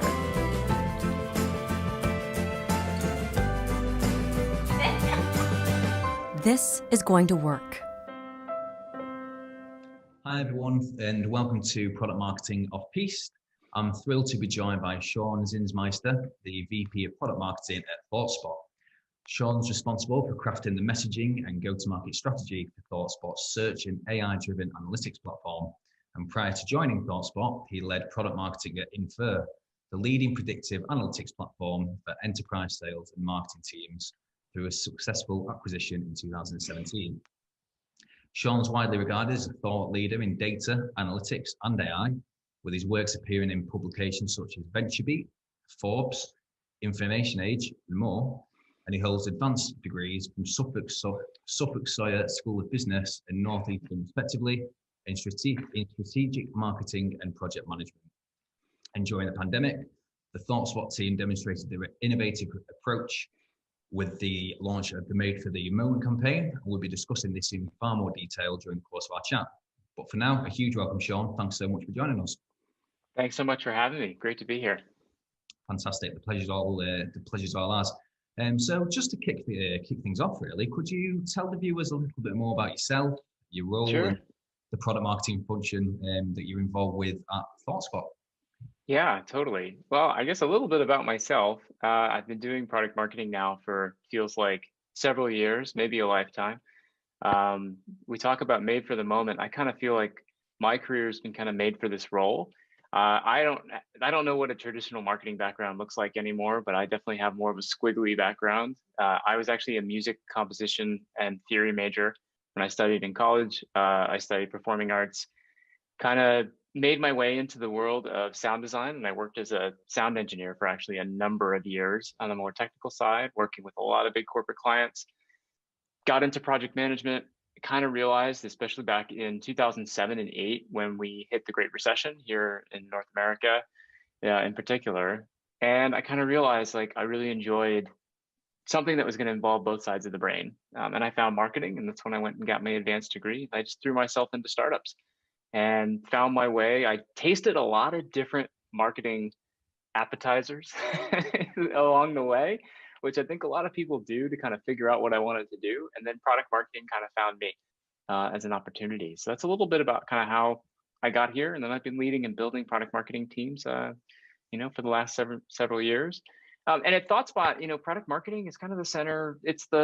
Everything kind of revolves around product marketing. And it's not to be an egocentric comment. It's more that, it's what the hardest marketing job, and practically like one of the hardest jobs in a company too, because you're the center of the universe, because you're working with all the different marketing functions, which we do, from corporate marketing to demand gen, to, communications and PR, to field sales and customer success, and the executive team and layer as well for corporate messaging. So we really touch a lot of everything. And so we really are in charge of what the go-to-market strategy is, along with developing the messaging. And I'm happy to kind of go into sort of some of the divisions about how we divide up the team as well. But that's kind of the state of play at ThoughtSpot. Okay, awesome. And it's quite interesting that you say that you started off, with like a musical background and moved over to, product marketing. the more product marketers that I speak to, it seems to be almost falling into the category of like the accidental product marketer. So you know, it's really, really interesting, like how many times that tends to rear its head, really. It makes sense though, right? Because product marketers have to be good at so many things. I mean, in my opinion, like the best product marketers really come equipped with two really important tools in their tool chest. They know how to build a really good deck. I guess it's three. They know how to build a really good deck, and they know how to give a good presentation, and they know how to give a good demo. And all of that requires you to be a good storyteller. So that's kind of the macro level. But those three things, I mean, they involve so much. They involve an eye for design. They involve how are you being consistent and clear and have fidelity with your messaging. It's a really hard role, but it's also what I think makes product marketers very unique, because they bring so many different skills from so many walks of life. You know, I've met great product marketers that have, you know, music backgrounds, or who have philosophy backgrounds, or English backgrounds, you know, English majors backgrounds and things like that, history backgrounds. It's really kind of like, it's a blue sky opportunity for you to be able to package those skills into what makes a good storyteller. And I think that good storytellers also have lots of different experiences that they bring to the table. I think that that's where the diversity of thought can really make exceptional and world-class product marketing teams. Yeah, absolutely. That's actually a really interesting way to approach it. You know, it's almost like just a melting pot of talent, isn't it, really? So, you know, I really like that perspective. So, what role did product marketing play in helping the organization at ThoughtSpot, respond to the issues that your clients were facing due to COVID restrictions? Sure. And the shift in how and what your consumers were buying? Yeah, 2020 has been quite a snow globe year. It feels like the entire world has been shaken up. But the difference between what we're experiencing with the pandemic and a snowstorm is that you know when a snowstorm is going to end. And this is much, much different. I mean, I think that this has seeped into my least favorite expression, the new normal, but it really has become like, how do you deal with this as a normal way of life? Because I don't think it's going away. A lot of things have changed. Well, the interesting thing about what we do at ThoughtSpot, you know, essentially what we've done is that we build you a very interactive experience for you to take raw data and turn it into a search experience. We do all this, we translate SQL on the top into a very friendly and modern and familiar search experience for lots of people to get insights and discover insights from raw data. So with that baseline, a lot of our clients, you know, when people tend to look at data more when things are going wrong in their business. It's unusual, but like this is why data is not going out of style anytime soon. So when the pandemic hits, this is where everything changes, because supply chain, retail, if you've been slow on your digital transformation, it's like what are you waiting for? People moving to curbside. Like businesses had to transform and turn on a dime, to use that expression. And part of that was looking at where their data was going. You know, how could they pull insights very, very quickly from their data? So we really had to pivot in a big way to saying, originally, because when you're selling an analytics platform to the enterprise like ThoughtSpot is, it's a very wide audience. It's very exciting because you can essentially sell to anybody, because everybody becomes a data consumer, user, analysts, business users, C-level executives. And that's also what makes it very challenging, because you have to be very focused. And so taking things at an industry layer, a solution layer, and then saying, hey, how do we now essentially market very focused use cases as it pertains to the pandemic? What do our clients care about now?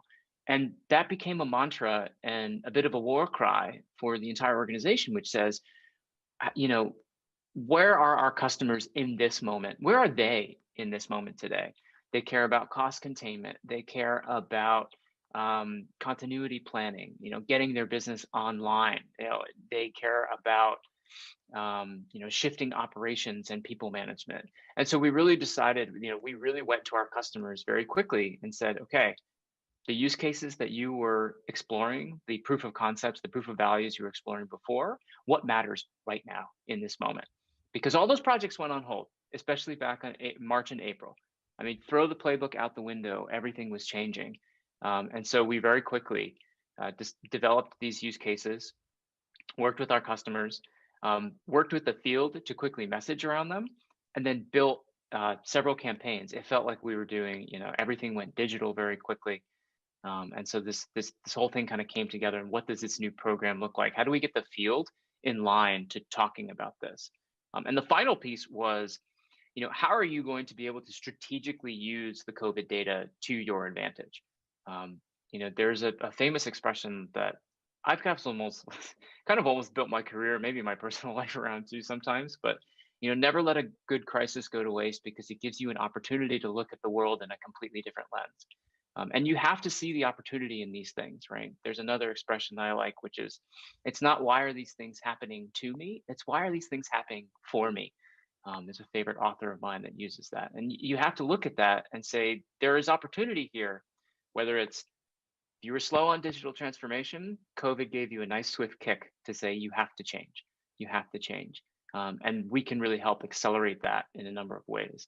So that was really it, is really being able to sort of look at it, take our customers, build essentially 3 use cases. I use a rule of 3, something simple to understand, get the field in line to start selling these use cases. And that's kind of what led to that very successful campaign for us that we were widely recognized for. Yeah, it's almost highlighted the importance, hasn't it? As you were saying, just the whole pandemic, generally speaking, just the importance of proactivity and just just making sure that you're prepared. Preparation is just such a huge part of any business, and it's just been exemplified with what's been going on. I think that we talk a lot business transformation. These are very highfalutin ideas, but the key is that when you talk about the idea of agility, it is the ability for you to change your business very quickly. Because if you're not fast, you're dead. Like, you just can't hold on to your laurels like any longer. If your business hadn't moved to a digital operation, it's very sad, having visited even the downtown south end of Boston right now, it's like there are so many restaurants that just didn't make it. There are so many businesses that just didn't make it. There are lots of reasons for that, and I don't think you can point to probably just one, a portfolio of reasons. But the thing is that could you transform your business fast enough, right? Like, if you're a 4-star Michelin restaurant, people aren't coming in and sitting down anymore, or at least not as much with these new measures in place. How are you thinking about transforming your business? How is retail adopting to curbside and digital operations? How are they making that easy? The pandemic is also, it's creative destruction. The creativity of a lot of businesses has been amazing. Like, some of these places that really just nailed it, you can tell, and some of them are thriving in this, and others, they're just not. And it's that agility for them to actually be able to say, hey, our data can be a North Star. There are insights there that we need to be able to react quickly to.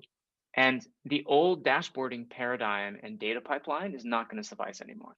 I mean, for some businesses that we work with, it can take months to get insights. And then once you get that insight, it's stale, it's old, it's out of style, right? It's meaningless. Or even worse, what happens when you put data in front of people, especially curious people? They have another question and another question and another question. And so traditional dashboards become a starting place. And they're great, but they're a starting place, but they can't answer that next question. And when you think about what the pandemic tornado created in terms of communication, in terms of how you're strategically using your data, you needed to get those answers, not just one answer, but lots of different answers to play out scenarios so you could figure out what to do. And that's, I think, where the technology, as well as kind of how we were messaging around use cases, really helped a lot of businesses thrive as well. Yeah, sure. And looking at making sure that you're prepared, and making sure that the right contingencies are in place. The rollout for Canadian Tires, that was pretty prompt. So was this something that you were prepared for as a team, almost in advance? I don't know if anybody was really prepared in advance. You could sort of get a little bit of leading indicators about where things were probably going to go. I think that the customers that we were sort of in the midst of deploying kind of had wished we had kind of gotten there even faster, because it's wow, we could really use this technology. Canadian Tire is a fascinating story, because what changed with the pandemic, right? Well, it's more people buying online. Okay, that's the macro level shift. But it's what were they buying though? Like, and now they started to notice like there were rising things in like home fitness apparel and home fitness gear, right? These are things that maybe had been in their back supply, but are now at like the forefront because everybody's home and they want to be able to sort of recapture parts of their lifestyle that they were going to find to be comfortable. And so there were a number of things where being able to precisely see those insights, we call them granular insights, right? Small insights from a sea of data, right? That's your needle in your haystack, to use a cliche. Be able to see that for Canadian Tire, particularly different regions of Canada, to see what is actually being able to spike in different area codes. Say, great, we can now say we can use that data to build our promotion calendars around this. You know, we can change our catalogs that we're sending out. We can change what's being featured from a content standpoint on the website. And so you can see how they're translating that data into an actionable marketing strategy, which also what people have experienced during the pandemic. If anybody was trying to order online, I think that the supply chains now are like a lot more prepared for this, but they certainly weren't before for the giant influx of people that were now ordering digitally. I mean, I remember my wife and I, when we were ordering groceries, you know, it's like you had to wait until like the witching hour.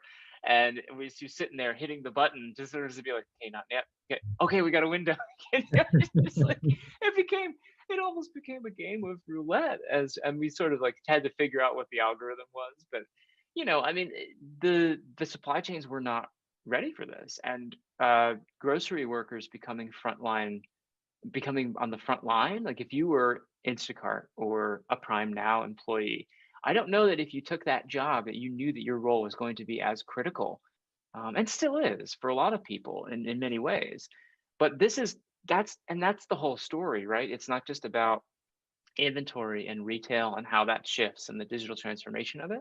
How are you also moving people around? Because there are certain roles that are not as critical, but they could be playing more, and that shift is also how they're looking at the data too, and that kind of helps inform that. So yeah, it was great to see that you know, companies like Canadian Tire, which we were recognized in the Wall Street Journal for, were actually able to really transform their data to say, hey, it's a new world right now. The purchasing and the buyer behaviors have changed, and now we can see it and be very precise about how we're adjusting that strategy. And that was very exciting and hopeful to see. Yeah, absolutely. So moving on to the Made for the Moment campaign, Sure. Who drove the narrative for the campaign, and what did the timeline actually look like? Yeah, well, I think that, you know, one rule I always have with product marketers is if you're developing messaging in a vacuum, I would rethink your strategy, because the greatest stories come from all corners of your business. And so what really started, Lawrence, was a partnership between our customer success lead and our sales engineering lead and myself, forming almost a little tiger team. And working with them, we really were saying, like, what are we hearing from customers? What is the message from the field? And then how do we craft this into a simplistic message that's going to be clear and easy to understand, right? Because there's a signal to noise ratio, especially during this moment, because everything's digital and everything's noisy. Now even more people it's like people are bombarded with messages. How do you break through? And that's where it's just like, how do we craft a meaningful message that's going to resonate with their business right now? And so it started with that partnership and being able to get in a room. And we built, you know, the first thing we did is we built a new playbook. We built in a new playbook of use cases that we were going to present to the field, that our SE lead and our CS lead would present to the field. That's the other thing too. You always, when you are doing enablement, which is our product marketing word for this, right? It's just I don't like it because it's such an umbrella term, but it means many things. But you know, who is your influencer? Is it going to be the product marketer that stands up in front of there? Sometimes, sure. Sometimes that makes sense. But you might want to, this is where like you are casting your program, and like who your lead actor and actresses are for this is very important. And so for us, it was really making sure that we had our field people out there selling this to our organization, because that would make it believable. It would give them confidence to go out and then change their messaging strategy. And when they went and talked to customers. So it was really building that program, working with our enablement team to package, reinforce, and then figuring out how we programatize it, And this was for us, there were webinar strategies. And we took each use case, which are the 3 kind of main use cases that we developed, and we were just building program on each of them. And they were very successful. I mean, I think that the first webinar we drove had probably, 6 to 10x more registrants and live viewers, probably because more people are sitting in front of their computer. I think that that's natural. But this is also when, what makes your program successful. You can use these as leading indicators to see that this message is resonating. This is where people are in this moment right now. And you'll see that translate into your demand gen metrics. So that's really how we started to execute things. And then, being able to build specific solutions for this. And so working with my technical lead, brilliant. I call him, he's the Dr. Dre of ThoughtSpot. He really builds the beats that I get to build some lyrics over. But we built custom solutions using COVID data to really match to ease, because people don't really understand analytics until they see their data dance in front of them, and then it becomes alive, and then they just totally get it. And we really did that. And so we used that. We used video recordings. We started training the field on business continuity planning, inventory, and supply risk management, and disruption. Marketing use cases for how that's shifting, because the CMO's world got turned upside down, right? They're not doing field events as much. Those had to be reinvented.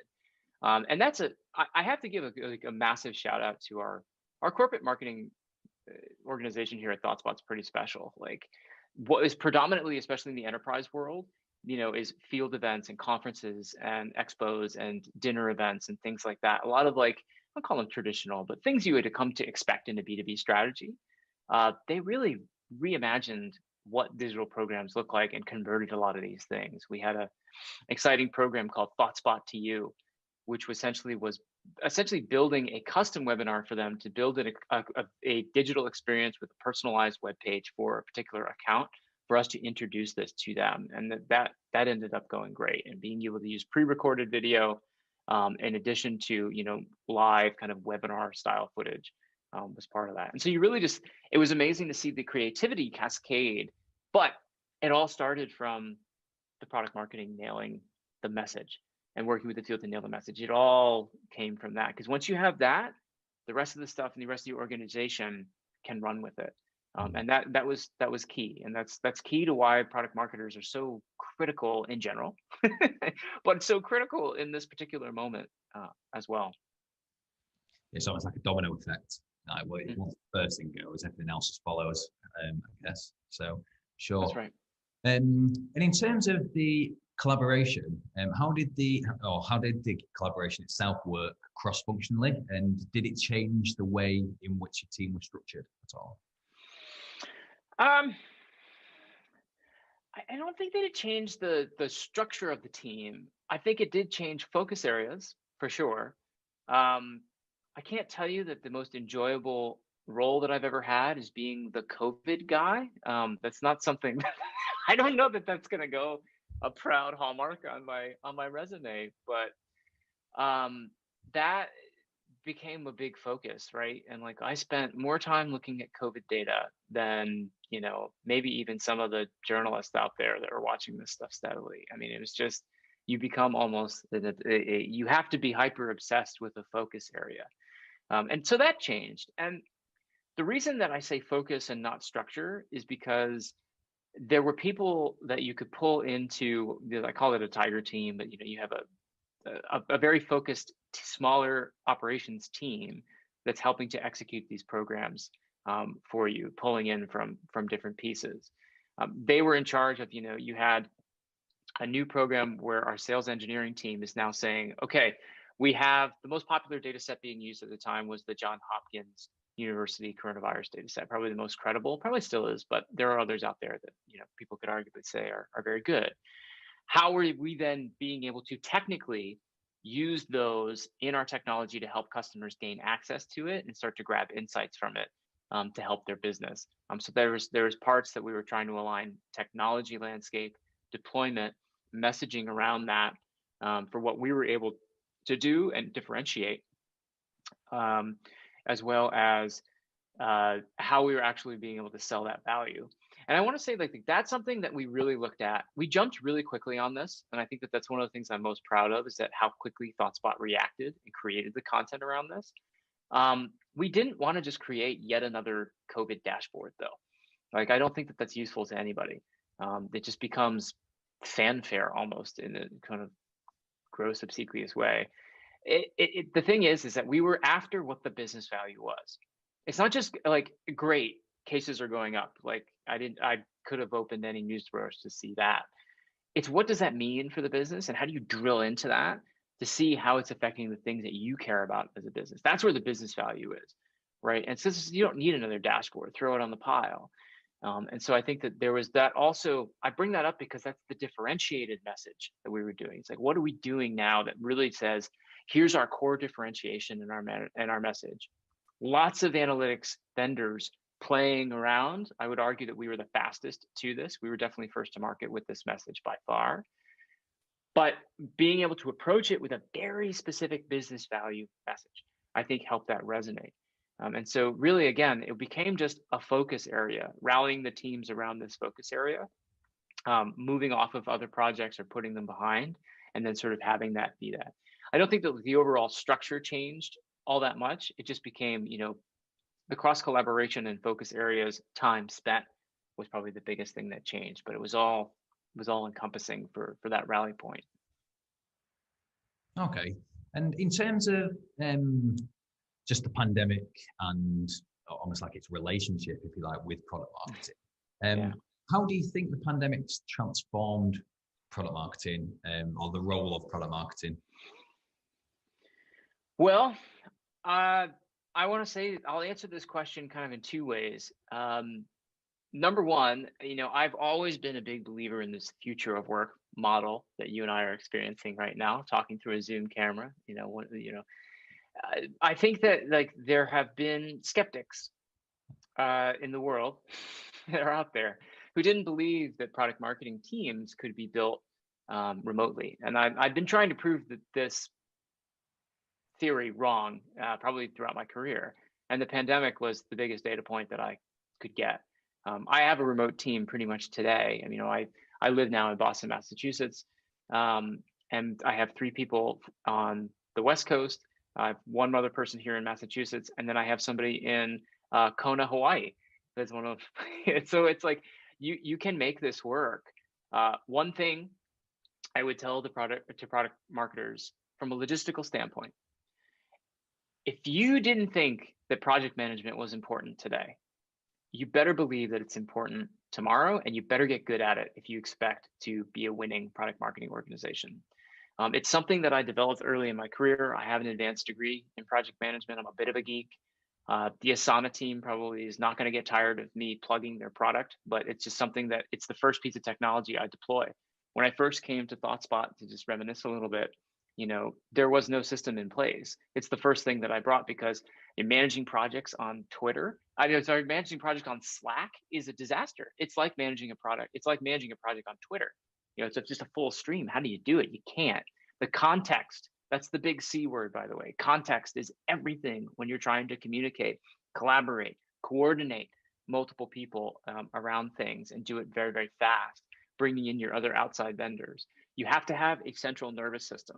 And project management, I believe, is the source code for product marketers. And if you didn't think it was the source code before, you have to believe that that's how you're going to code a winning team as well. So that's the logistics and the operations piece. How well are you doing that? How well are you calculating opportunity costs? I call it aligning effort to impact, knowing that these are the projects that you should be moving ahead of time because they're going to make the biggest business impact, and maybe pushing others aside. How are you calculating that opportunity cost every single day? And I think that from a role standpoint, how can you argue that your chief storytellers and messengers are not the critical assets to your business right now? They're the most important because the world is so noisy, because people are overwhelmed with digital communications, okay? Forget about the outside world for just a second. Think about if you're working with a sales team, how on earth are they able to consume? If you thought it was hard enough for people to consume the amount of digital information that they're receiving today, now imagine that that's 10x and all digital. how are you breaking through the noise to just them? You think that everybody's reading every single Slack and every single email that comes in? It's impossible. It's overwhelming.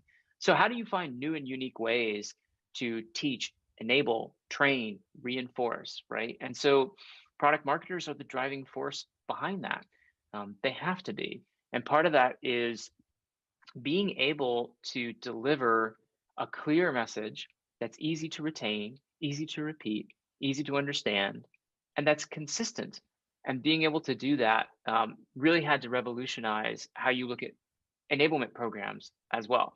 You can't just put something on Slack and say, done, everybody's got it. Like, it doesn't work like that anymore, because there are people who don't read Slack, there are people who miss it. And like I said, that like Twitter, it's a river of information. And as soon as that thing, who's going back and looking at some of that stuff? It's tough. It's really tough. But product marketers, like being the source of your messaging, is going to reinforce all of the content strategy. And I think that if you think about things in a, and I'm a bit of a geek when it comes to sound design, but a signal to noise ratio, you have to be the signal in that noise. And that's where product marketers really shine. Now, there are functionally areas, a lot of different areas that do that.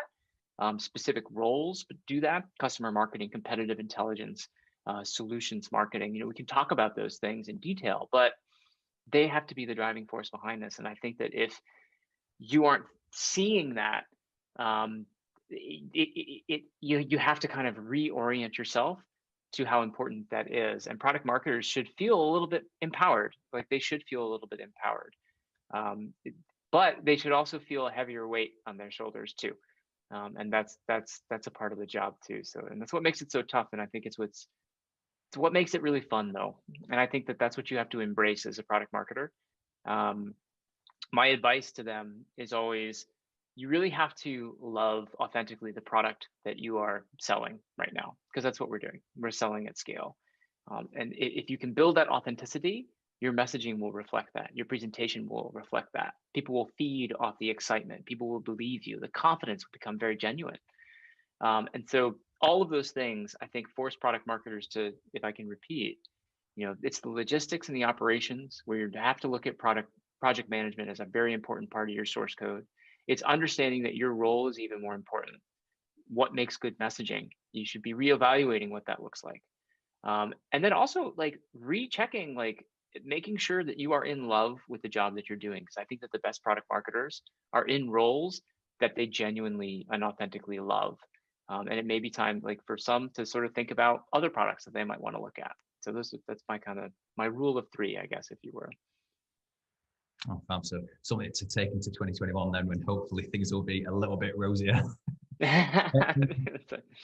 terms of obviously, as we said before, 2020 it's almost been it has been just a whirlwind for everybody.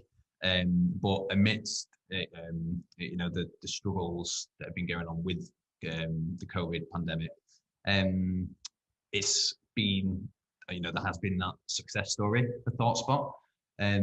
What have you learned from the process, and is there anything that you'll take from this and apply to your practice moving forwards? Yeah. Wow. It's interesting. I think that companies are very funny, right? Like, and again, I'll use a project management structure to answer your question, but you have waterfall organizations which do long-term planning, and then everything kind of falls through that, right? And then you have agile teams, which really started with our software development counterparts, right? Doing things in sprints, being able to quickly change. And then you find yourself like there are these tweener years in a company, like where you're in this middle, where it's like you kind of got to do both. We may have our big conference or our big, digital event coming up that we have to kind of flow from a waterfall standpoint. And then we have this like uber reactive piece that we have to have now. It's a really tough balance. It's a really tough balance. What would I have done differently? I don't know. I think that the things that you have to be able to be good at, and I think the things that I spent even more time, is that I'm also constantly thinking about team communication. By the way, both on a personal as well as a project level. I think that we forget sometimes that people are a very important part of the formula of success for business. And what the pandemic really changed is people's lives as well. Like everybody's work situation might not be as comfortable as somebody else's. The big word for me is empathy. You have to be able to structure things so it works with people's families, because people are working from home. There are more forgivable interruptions at time. There's more time that you have to help with family. And so being able to really make sure that, like, yes, we are a digital operation now, all digital operation, but how do you make sure that team burnout, Zoom fatigue is not a problem for people? Because that is a big challenge. And I think that this is something now that as we continue to scale and have product marketers all over the world at ThoughtSpot, that I want to continue to sort of spin that Rubik's Cube to try to find the best thing, because people will be at their best when they're feeling their best about their jobs, their family, their position, the way the company is doing. And all of that stuff matters. And I think that we forget the personal alignments that we have to have. And some of that just comes with how you are trying, and not everything can be just a firefight. I mean, some stuff, like, that, like, okay, the fire alarm goes off and we have to react very quickly. That's fine. But the digital world has bled like everything together. It's blended everything together. And now we're bleeding throughout, like, people working 18-hour days and things like that. And that's not sustainable. It's not sustainable. And I think that thinking about how you're retaining people becomes even more important. And so I think about that a lot. How would I change it? I don't know that I have a winning formula for it right now, but I try to encourage as much check-ins with people. The first thing that I probably tried to do with my team is put a family first, personal first kind of mentality in place, to be like, folks, like, you have to take care of your families first. Otherwise, like, none of this is going to be, it's just going to be like pulling teeth, and it's not going to be, you won't do your best work. And I know that. And so, like, make sure that stuff is good first. And that really comes with just empathy around the organization, not just within your own team. So don't forget the personal aspect of things, how you organize your day and calendaring, and making sure that I'll tell you something, Lawrence, like, the biggest thing here that people don't, I think, appreciate about product marketing is you have to have think time. You have to have heads down time to, like, do the work, because storytelling is hard. I laugh when people are just like, well, I just need a deck. I'm like, I just need a deck. just a few slides. Yeah, can you say it instead of 10 slides, maybe say it in 2? And I'm like, yeah, if I had more time, I would have written a shorter letter. Like, what you're saying is very hard. That's what makes our job really fun, is because it's so challenging. And you have to now have a defensive calendaring mindset, especially in a digital world, to make sure that you are leaving parts of your day to actually sit down, have clarity of head, and, like, be doing the messaging and, like, making sure that you have that. Because if you're in one meeting after another, you're not doing that work. Your brain is just as noisy, and, like, your messaging will be just as noisy. It will reflect the noise of your environment. And that's the key. That is the key. So part of it is, like, really looking after the personal alignment. It's really being able to say, hey, how much rigor are you having in terms of your own personal productivity as a product marketer? And again, building team communications so you can build a lot of synchronization between your team. I think Slack is a very useful tool for a lot of things, but recognize what your communication channels are good for. Slack is Slack or Teams or whatever you're using today. Do people still use Yammer? I have no idea, but something like that. These are short burst communication tools. They are not meant for writing the Magna Carta. Like, it's not useful to people. Like, it's very difficult for people to sit down and read. Now, product marketers are the best readers in your organization, I would argue that. But you have to understand what these things are for. Is it better in an email? Can you convert meetings into an email so you can avoid Zoom fatigue? If you're just absolutely, there's, like, a thing where it's like, if you and I, Lawrence, are slacking and it's like, we're down to, like, such a back and forth, I'm just going to pick up the phone and just be like, listen, I don't want to, we're going to talk past each other at one point. Like, let's get on the phone and just talk through things, like recognizing when it's good, because what else is missing from communication these days in a digital format is that you're going to assume my intent just because I'm short and I give you more of a monosyllabic reply does not mean that I am angry, upset, or perturbed. Like it might just mean got it, acknowledged. That's all I had to say. Like it's great. I'm happy, you're happy. But people miss that. And I think especially now there's a paranoia that we have to adhere to for people. And you have to choose the right communications channels. Asana is a different communications channel because it has the context of the project work. Slack doesn't always have that context. You have to be able to have things align so people can find them and have it be very easily discoverable. And so I really, those are the things that I think about that I don't know. I think that we have a lot of great practices figured out here at ThoughtSpot and how we sort of box those things in. But I think it's a model that is going to continue to evolve with the world, to be completely honest. Yeah. No, I know what you mean with the likes of Slack. It can be difficult sometimes to kind of interpret, as you were saying, if someone's, angry, or if and then to then 5 minutes later, and it's just kind of like, oh, yeah, I'm fine. I was just like, cracking on with what I was doing. So with next year, obviously on the horizon, would you say that after this year's experience, that the perception of product marketing as a function has changed? And what would you say the main driver behind this is, if that is the case? Yeah. Well, I would say that the perception has changed in a positive way. I think it's given more clarity. I find that product marketers are probably some of the most misunderstood creatures in an organization because we do so much.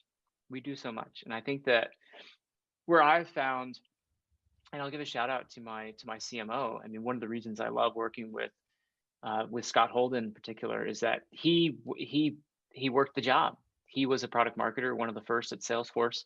He knows what it is, and so that empathy is there. That connection point, that understanding point is there. He understands how challenging the job is, and that's super important. I think that empathy is building for product marketers in particular. I think that understanding of the role and how critical it is, especially now, and how much they need to rely on the content creators, the messaging creators, the go-to-market strategy is becoming even more important. There are other things that are even more specific. Like I think corporate messaging has never been more important. Like it's not just your outside message. How rallying your entire company is also very important. How you do that, between whether it's your all hands or internal kickoffs, a lot of that is now leaning on product marketing organizations to develop messaging that not only is clear, but engaging. You can't just have these things be yet another Zoom call for all the reasons that we just talked about before. I mean, like nobody needs another Zoom call. Like, you need the keto diet of Zoom meetings at this point, right? Or something, whatever, pick your favorite example.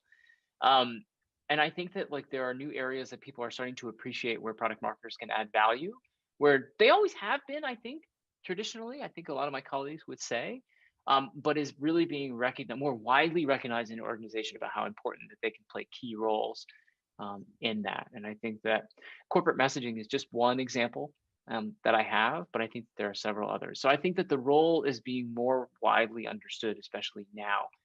And I think that part of that is due to the time that we're in. And so I think moving forward, if you're building a company, I think that hiring a tremendous product marketing leader is probably at the forefront of a lot of people's minds. Hiring a VP of marketing or marketing leader that is very strong in product marketing is top of line. Shaping a product marketing team and how you think about building that is top of mind for a lot of leaders now. And so I think that if you're a product marketer, I think that in terms of the longevity of the career, it's one of the reasons I loved this career path, is because I felt like it had a very, very long shelf life. Not that others don't, but I just think that the demand, product marketing is still so new, right? Like it's still, that's why I called it misunderstood, is that I think people are still building their knowledge base about the role and the importance and the different types of ways you can build teams. I think you can only take so much of our product management counterparts and like be able to kind of see how that's mirrored in a marketing function. There's some similes, but not perfect fits. And I think that that's where I think product marketers can be encouraged. So I think that if you are looking at a career in product marketer, I think that it's a wonderful choice. I think that product marketers will continue to be heavily invested in. and continue to be sort of critical resources. And I think that more and more, Lawrence, I think that you're starting to look at companies, if you A/B test different companies and say, which do you think is better at product marketing? The answer to that question is becoming more obvious. There are ones that you can tell, wow, they're doing this really well, or I couldn't understand what this company does and why they do it. And I think that like that is becoming more commonplace to be able to understand that that's sort of the root cause of the value of what we're bringing. Okay. And to wrap up, because it's been such an awesome chat. I've really enjoyed listening to your talk. And what does the post-COVID era, whenever that may be, look like for the product marketing function in your eyes? Well, I think that the product marketing function is going to continue to be more distributed. Like I was talking, a little bit of rehash what I was saying before. I think that being able to know that you're not going to have all your product marketers in the same spot, you have to be able to adopt to that. I love whiteboards more than anybody in the world. It's just how I think, and that's just the inside of my brain being put into a visual landscape. But I think that the teams are now going to be fully distributed, and you should be thinking about what that looks like. I think that there are going to be new roles that also emerge from product marketing as well, that you might not have even thought of. I think about things, we're starting to now talk about adoption marketing right now for product marketing. What does that mean? How you're actually building programs and messaging to increase adoption rates. I think that more growth marketing aspects are going to start coming from product marketing, which is like how our product messages, retains, and not just retains, but also is driving conversion as well. So I think that you're going to start to see a lot of new specialties start to emerge from traditional product marketing. I think that you're also going to continue to see product marketers continue to be very dynamic. It depends on the size of your company, really. Like I think that big companies have the ability to specialize a lot faster than others. But I think that you have only yet to see the shapes and the evolution of product marketing teams. I don't think is an exact science today. Just like product management has a lot of different ways that they can be divided up. How are you building your product marketing team today? Are you doing it by buyer persona? Are you doing it by product line? What if you only sell one product? Okay. Like, how do you divide up those roles? How do you move people into the right roles? What are the functional areas, key functional areas that you're going to need to sort of now double down on? Maybe it is competitive intelligence. Maybe that's where you really need the most messaging help. What is our key differentiators and how we teach those things to people? Maybe it's more reliance that you find that every quarter you're doing another internal kickoff event and corporate messaging becomes to the forefront. I think that we're going to start to see a lot of innovation there in terms of new roles that we may not even have thought of that come out of product marketing. And I think that the message that I kind of give to product marketers is that you always want to treat your product marketers like this is the training ground for your future business leaders, especially future CMOs. And I think that some of the best CMOs that I've worked with have come from a product marketing background. And so it's almost like your field team. And you should think about that when you're hiring product marketing, people, like hire them that have the sky's the limit ambitions, that these are people that that you want to retain them forever, but that you are building a team, a farm team, if you will, of really major league players that I think where product marketing is going to stand. And so I think you're going to start to see more and more people elevated in organizations that have strong product marketing background, and that should be a very encouraging thing for people who have kind of built their career around it. So awesome. Well, thank you so much for taking the time to join me, Sean. It's been an amazing chat. I've really, really enjoyed hearing your insight. Good. Thanks so much. Great. Thanks, Lawrence. Great to be here. Thank you so much. Cheers. Bye-bye.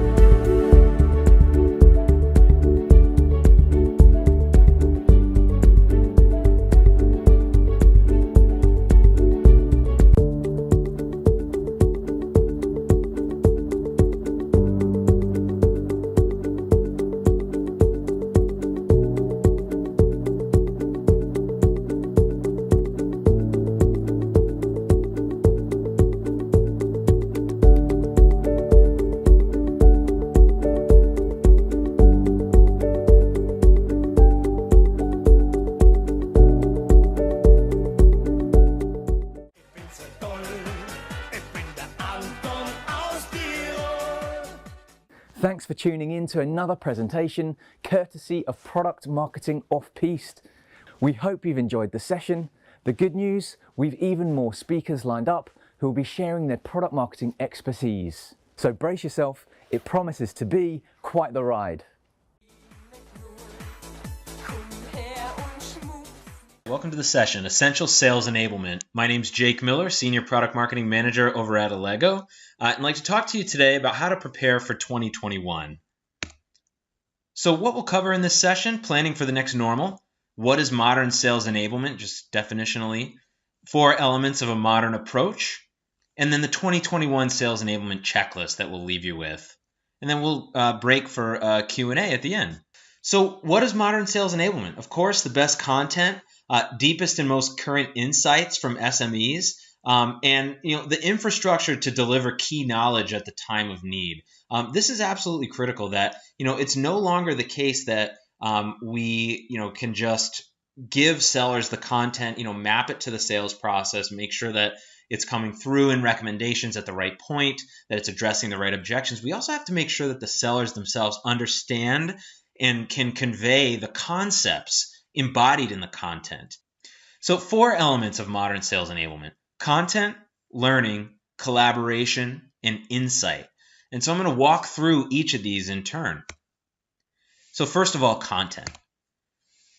Now, when we think about content, we're typically thinking of, in terms of pitch decks, first call demo deck, white papers, case studies, videos, product sheets. And these are, produced by product marketing teams like ours. They take, a little longer to produce, their longer shelf life. We map them to certain parts of the funnel, into the certain parts of the sales process. And this is what we typically think about when we're, evaluating content management systems to utilize and to enable our sellers with.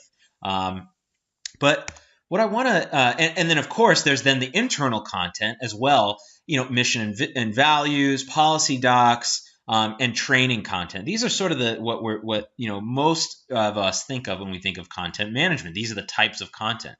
But what we found is that there's actually a more expansive, if you look at all the different types of content that are actually being generated and being utilized across the sales force, it goes beyond these content types that we typically think about. You've got talk tracks where a seller is sharing a piece of knowledge with another seller, whether that's through email. If you've got a video collaboration platform, it's sharing a video, talking through that talk track, getting feedback from their manager on their talk track about walking into a presentation at the end of the week, getting feedback from SMEs, right? That's a type of content.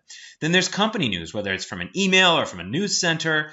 There's customer stories from a seller who has actually been through a deal and won. How did I win? What were the key value points that I harped on in the beginning, in the middle, and toward the end of the deal that moved the process along, right? Competitive intel, sellers capturing an email or capturing a video, talking through, hey, here's something I ran into, wanted to share this with the rest of you. And then market shifts, where folks like us, product marketing leaders, putting out, hey, something has changed, wanted to update the sales force, wanted to let you all know about this, whether that be through an email, through a news center, through video. These are all different kinds of content. And then you've got product demos, meeting recordings from sellers, personalized thank you videos going out. So there's all these different types of content that the traditional content management paradigm doesn't factor for.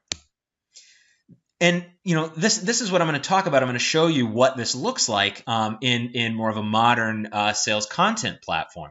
And this is the other concept here, is agility, right? Agility in all of our content management. This isn't just agility in the stage where you're distributing, administering, and intelligently recommending content out to reps, but this is also in the creation process. This is throughout the entire content lifecycle. One of the biggest things that we found across organizations that we work with at Allego, it's that crafting that perfect presentation with the sales team increases the amount of adoption of our content. It increases the utilization. It increases the strategic, the ability for the sellers to use it strategically, and frankly, buy-in. You get the sellers to buy in more often. So, it's about aligning with reps early on, in the creation process and getting feedback. And I'll show you what that looks like. It's about mining and curating all of those content types that I mentioned that are all out there sort of in the ether. We've got to have a content system that is tracking all of those, that is keeping all of those in the system. You've got to be able to mine those because there's valuable content, valuable insights in there to inform content creation.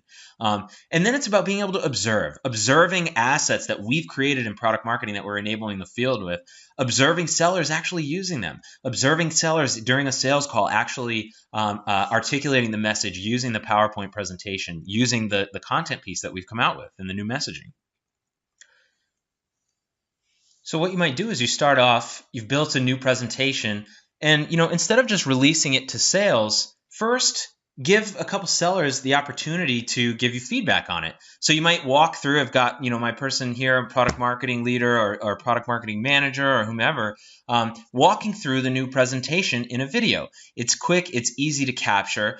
She sends out the video to a couple sellers, and then you've got folks coming in and leaving point-in-time feedback at various points throughout the presentation. What this allows you to start to do is start to iterate with sales, get them part of the creation process, allow them to have feedback, and to maximize the messaging in your assets. Now, there's a couple different ways to do this. You can go ahead, capture video of your content. You've got your PowerPoint in the corner. You're walking it through. You've got your sellers giving feedback. You can also go ahead and mine the field for those different content types that I was talking about. So you've got a seller here who goes ahead and captures a loss report, talking through some of the key aspects of the deal. And maybe there was a piece of content that would have been really valuable. Or, hey, maybe there's just some insight from this video of the seller talking it through why and how they lost that is incredibly valuable for us creating content for them, right? So this allows a greater alignment between sales and marketing during that content creation process and through content iteration. So you might have released something out and then getting feedback from the field as they go. So it may be, you've got your loss report here. Maybe it's a rep coming out of a call.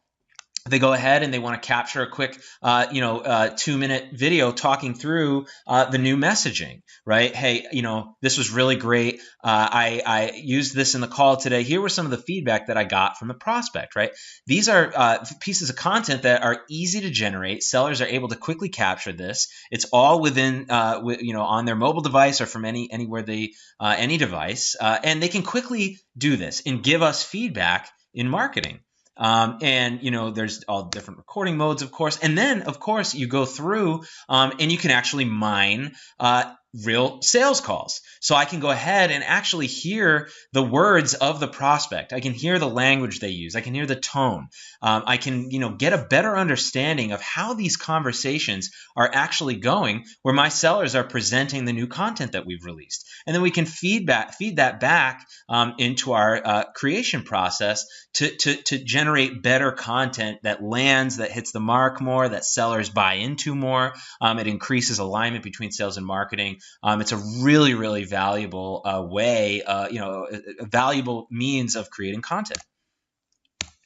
And then, of course, clipping out a piece of that and sharing it. Now, once you've created your content, you go ahead and deploy it. You've got, featured channels all within the same platform, within a single platform for sales content, where you're doing this, where you're collaborating, you're creating content with them, and then you go ahead and you share it with them as well, with the sellers. You've got, channel browsing. You can go ahead and there's intelligent recommendations. They've got their, featured channels. Hey, it might be a weekly report coming out, a video newsletter coming from product marketing, talking about, hey, here are the best content pieces that we're seeing a lot of action with recently that are driving a lot of success. Of course, that's all fed by analytics. And you've got your ability to go back and it's a real social kind of an experience for the rep. So they can go back and see who is doing what kinds of things have been shared with them, who's been mentioning them in videos and comments and other collaborative pieces of content. And it's a nice way to just have a structured means of collaborating around content with the sales force. You've got, of course, your different channels, so ways for them to access the different information. They've got, all of your all of your pieces of content, they can go ahead and, of course, intelligent search, and they can pull up explainer videos with the content itself. So now it's not just a matter of, hey, I'm going to serve up a Salesforce or a CRM recommendation of the best white paper in this scenario. But what I really want to stress is the ability to not only serve up the right asset at the various points in the sales process, to have the reporting to be able to see where our gaps are, not only just the right asset, but also an example of another seller talking through how they articulated it, right? When we release content to sales folks, a lot of times there's some trepidation about trying out a new piece of content. Sellers get used to what they're used to. There's a collection of content pieces that are their go-to pieces, especially more of our veterans. And they may not necessarily want to try out a new piece. Well, if they've got an example of another seller talking through how they've been successful with that content, and you're able to serve that up as a recommendation alongside the content piece, that activates that content piece. We're seeing much higher rates of utilization doing this and being able to serve up this content this way. And then, of course, they're able to quickly share and get real-time notifications. And then using reporting, we're able to see what content pieces are working at which parts of the process, which ones are contributing to more successful outcomes, and then being able to marry that with data on sellers' behavior and to get that more 360-degree view into what success looks like. The second part of this process I want to talk about is learning. Now, as product marketing folks, we may have sales enablement teams that cover a lot of the training and learning for us, or some of us may be running sales enablement ourselves. We're doing product trainings. We're doing training on new messaging. This is, more of a modern approach. I'm going to walk through what the strategy is here. So this is learning in the flow of work. This is what we found across our customers that we've worked with to be the most successful, most effective means of delivering learning. So you think of in terms of typically, okay, we're going to plan. We've got our content release and we've got some training on that, and that's the first thing we think about, and that's the first thing we plan for. But what we found is actually, if you go ahead and sort of flip the script, because by the time you put folks through that training, by the time they need to go and use that, they either don't remember it or it's not applicable anymore. So a better approach is to think in terms of the moment of need first. What are those things that we can bring as far as insights, as far as, hey, instead of trying to train a seller on the three different flavors of the messaging for these different industries, can we train them on the core message up front, but at the moment of need, provide just-in-time learning assets of other sellers that we can crowdsource through some of the processes that I walked through before. Videos of subject matter experts out in the field talking through, hey, here's how I did this, here's how I did that. Examples from actual sales calls of those variations on the messaging, and we can make those available at the point of need instead of trying to train them on every iteration of every variation of the message up front. So it starts with that moment of need. So thinking through what can we put there, and then working backwards. You're gathering content, you're enabling practice and coaching, you're allowing for sellers to have interactions with their manager and with folks like yourselves through some of these asynchronous video coaching mechanisms that I'll talk through a little bit. And then you've got back to your launch content and training. So everything that anything that you couldn't have put at the point of need for them, now, okay, this is what we should be focusing on training them on. And so I've walked through how you're going to plan the process. Now this is what it would look like from the rep's perspective. So I'm a rep and I go in and I can quickly access tasks and other assigned work that we can put reps through and make sure that they're up to speed with any new messaging or new content or whatever it is that we may have just launched. So I'm a rep and I go in and I've got my course, and it's easy to build, like a simple playlist. You can pull in links, it's drag and drop, pull in videos that you've created or videos that you've already got, or documents or any kind of modes of learning. You can create exercises, right? Really easy to do, though. The point of this is that it doesn't take a learning expert to be able to build something like this. So a product marketing manager like yourself can quickly go through and build a course. Hey, here's a new course on the new message, on the new content piece that we've just launched. And I can quickly put in an exercise to have a seller go ahead and pitch, how they articulate the message. And I can get managers to score and grade that. I can have that automatically routed to them. This is a really, really easy way of launching new content, new messaging without a bunch of hassle. I can capture field generated videos, whether from a manager or from myself, talking through, hey, here's a new way of, here's what designer's intent for this new content piece would be. Now I want you to go ahead and share how you would go ahead and articulate this message, right? As a seller, I can go ahead and record myself talking through the message. We can go ahead and have sellers practicing objection handling. So we can work with our enablement managers or with sales management and do this directly ourselves and go ahead and input a couple key objections that they might hit that we are anticipating.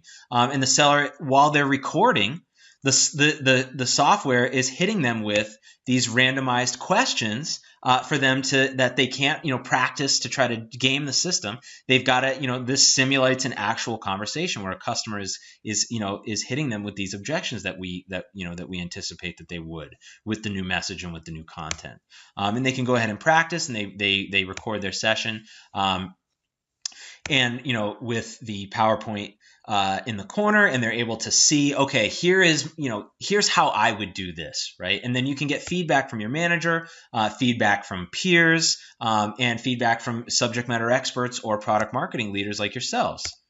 And then, of course, at the point of need, sellers can go ahead and access that key content. Like we showed before, you've got a video of an actual salesperson talking through the new message. Hey, here's how I did it, right? And coming through, or in a recommendation feed, right? Here you've got sellers capturing content from the field. So it's, hey, here's a new piece of intel I just got. Or maybe this is a product marketing manager walking through, hey folks, we just heard that a key competitor just shut off half of the functionality on their mobile app. And they capture a quick video and share it with the field. As a seller, I'm able to get that as a recommendation, and that's coming through intelligently based on the deal that I'm in, based on the attributes of that deal, the product, the competitors involved, the industry, etc. And so it really allows you to sort of activate your sales force and to activate those content pieces that otherwise we weren't able to give them the kind of context that they needed. You can even, again, provide examples from the field. So mining, coaching examples. You can see sellers delivering the message. You can leave feedback right at the point in time. Hey, I would articulate this way. I would focus more on this value point, right? Whatever it might be. And then going ahead and clipping out a piece of this as a best practice and as an example to put alongside that actual presentation. When you're sharing it in recommendation feeds or mapping it to different points in the sales process. Again, this is a way to sort of upgrade our ability as far as recommending content to sellers to ensure that they actually know how to utilize it. They have the sort of the proof points from other sellers successfully utilizing it, and that they get that comfort, and it sort of brings down that barrier to trying out new content. The third piece here I want to talk about is collaboration. And this is about asynchronous collaboration, the ability to, not just relying on synchronous video conferencing or in-person meetings, which our sellers are not getting as much of, but, being able to allow our sellers to collaborate with one another asynchronously using video sharing, being able to collaborate with their buyers asynchronously in supplement to their video conferencing, creating workspaces for them, allowing them to tee up new assets that we've created. So if I'm a seller, I can go ahead and deploy a deal workspace. So I can go ahead and create a channel to bring all of my resources in. So say I've got a meeting on Friday, I can pull in the presentation that I'm going to use. I can capture a quick video of myself talking through that presentation and shoot it over to a product marketing manager like us and speak and say, hey, can I get some feedback on this? Or I can, the seller can capture that video and share it with their manager and get feedback, right? This allows this kind of asynchronous collaboration, allows them to be able to do this when schedules and calendaring is not possible, or when it's too much of a hassle. If folks are across different time zones, or even sellers will often schedule a meeting for a big call that they've got coming up. Hey, I'm going to walk through the presentation, get some feedback, and they'll have to call everybody into a room or over video conference. But that only happens for the really important calls. Well, this allows sellers to be able to do this on lots of different calls. It might not be the most important call of the year, but they can go ahead and capture a quick video of themselves talking through the presentation that they're going to use, soliciting feedback on the slides that they're using, the way that they're articulating it, loop in subject matter experts. This is all done asynchronously. People can leave feedback on their own pace at their own time from any device. And the seller is able to basically have this sort of brainstorming session but on everybody's own time. So you don't have to schedule a live meeting every single time, which allows for many, many more of these, and that creates much better sales calls. And they can go ahead and mention folks and bring anyone else into the conversation that they'd like. And this is all in a single channel, in a single place for them to capture this information and to collect this all for their deal. And then they can turn around and then use this similar modality with sharing with prospects. And now I can go ahead and create a personalized video message, share that with my prospect, and capture all the different content pieces within there. Hey, this is, we spoke today. I'd like you to check out this white paper. But it's the fifth page on this white paper is really important to what we were speaking about today. I'd like you to check that out. I think it's going to be useful for you. This is a way for sellers to be able to contextualize that information for their buyers, and it's really valuable. And then the last piece here is insight. This is the fourth element of modern sales enablement.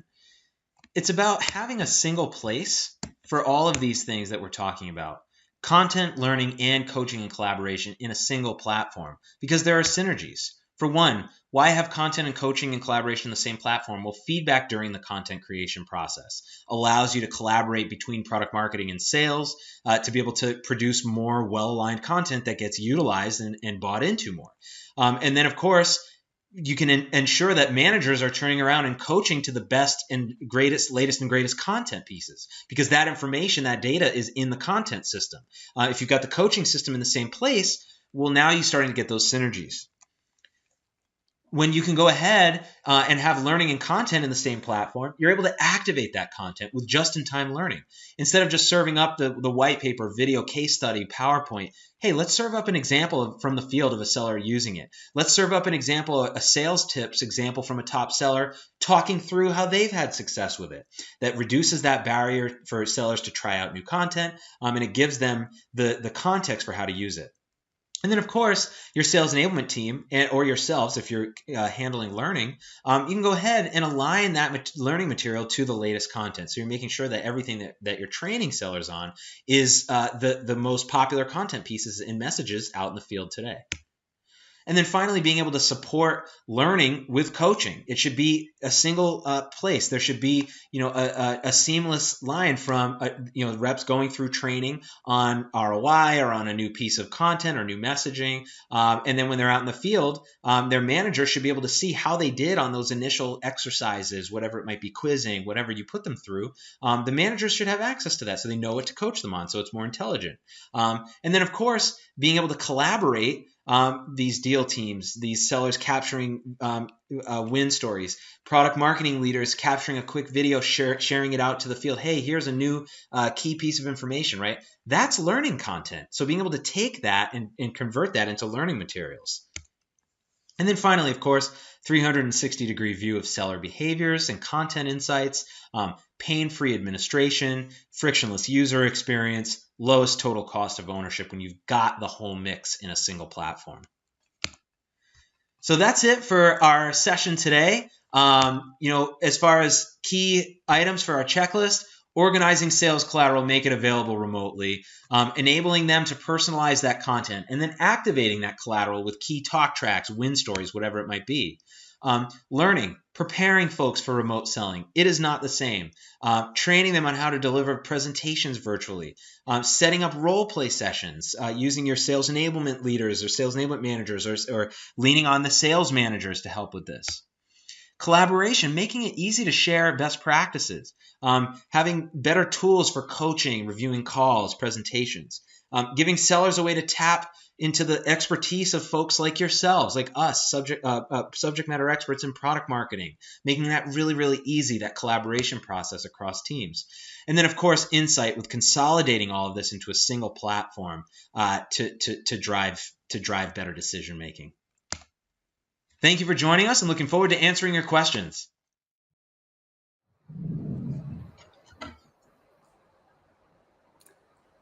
Hello, everybody. Thank you so much for tuning in to Product Marketing Off-Piste. I'm joined by Jake Miller, Senior Product Marketing Manager at Allego. Jake, thank you so much for a fantastic presentation, and thanks for joining us now. Thanks, Max. Thank you, everyone.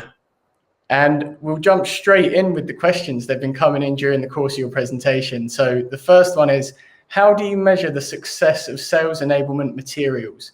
Any thoughts on experienced or implemented sales enablement satisfaction surveys? Yeah, that's a great question. So there's a couple different ways to think about measuring success. For one, the most kind of popular and most obvious way is to look at, obviously, analytics. If you're using a sales content system, looking at how many clicks, how many views, downloads that the different pieces are getting among the sellers, and then comparing that to what kind of engagement are the content pieces getting by the prospects. And of course, there's different kind of problems to be solved. If you've got a piece that's not getting a lot of use among the sellers, but it's getting a lot of engagement among prospects, well, why might that be? That's when you kind of start to dive into more of a qualitative, analysis of it, which can be done through sales enablement surveys. It can be done through collecting feedback directly from sellers, more qualitative feedback, actually getting their thoughts, hearing what are they encountering, what are some of the possible things that are tripping them up with the content pieces that you're giving them, at different points throughout the sales process, and then finally, being able to actually see how sellers are doing with presenting the content pieces in actual conversations. That's a really, really good way of gauging effectiveness. Can the sellers, how does it land in the actual conversation, right? If you're either shadowing sales calls, I showed you some of the stuff that we're doing in in the Allego platform, and there's other platforms for call coaching and being able to conversation intelligence technology, actually being able to watch the different sales calls, jumping to different portions of the call, to see, okay, when value prop delivery, when handling a common objection that we've anticipated that would come up from this message in this content piece. So getting that kind of that qualitative look is really important as well, to start to understand some of the why behind what you get from the quantitative piece when you're looking at the data. Definitely, sometimes something that's written doesn't always land in the same way when it's spoken. So it's definitely important to keep checking up on things like that. There's another question. So Jake, I'm going to ask you to look into the crystal ball and look ahead into 2021. And what particular challenges do you see for sales enablement? Challenges for 2021. I mean, of course, virtual selling is going to be a big, things have changed. Even if, going back after the pandemic is over, things are not going to be the same as what they were. A great example of this, my wife's an attorney in Massachusetts. She gets a letter back in May, June from the Massachusetts Chief Justices saying to all attorneys, saying, we would have never thought that this would be the case, but we, have been able to virtualize like 95% of our court operations. And even after the pandemic's over, we're going to maintain majority of our operations in court virtual, right? And so if an industry like that, if the courts are going to be keeping things virtual, it's just going to go across the private sector and across businesses. So things are, virtual selling is here to stay. So enabling salespeople to with the kinds of content, a bigger reliance on content. First of all, if you think about the sales process, it's really conversations and content exchange. And, prospect education. So much more is going to be so much more of a, so much more is going to be on product marketing's shoulders as far as creating content, helping sellers understand how to create engaging content experiences for their accounts. And then of course, having, helping sellers learn how to, deliver presentations over virtual conference. It's not the same as being able to be in the room and reading body language and things like that. So I think that's probably going to be one of the biggest challenges in sales enablement for 2021. Definitely. If an industry is established as sort of the law is going to have to digitalize, everything else has to be ahead as well. And there's another question here, which is, in terms of reps feeding back about the effectiveness of content, what's the typical turnaround until the next iteration of that content? Great question. So, there's a couple of different ways of doing this, or different, needs, I guess, involved. So first, if it's a new content piece that you're actually just in, brand new content that's not even an iteration, you want to get rep feedback in that process as well. You maybe have a council of, key sales reps who are your sort of your sounding board for things, getting feedback from them before you even release it. So that way it's during that creation process, and then maybe even giving them the chance to kind of go and road test it and then come back and turn that around. But then as far as, content pieces that are already out there, and you're getting feedback from the team, from the broader team, turnaround time as fast as you can. Of course, you don't want to, depending on the system that you use, you do have to be careful. If you're not using a dedicated sort of sales content system and you're relying on everybody to go and, okay, everybody now go and download the presentation again, we just put up a new version.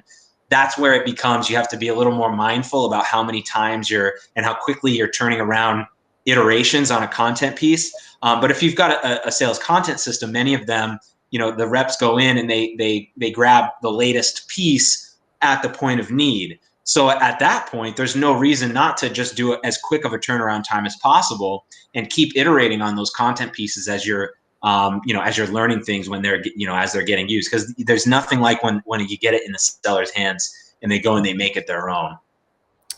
Yeah, it's definitely important to have something centralized when now you can't just look over someone's shoulder and say, hey, that's not the latest version of the doc. It's a lot about trusting your remote teams to be on top of that. And if you have a system in place, that obviously helps with that. There's another question here about teams.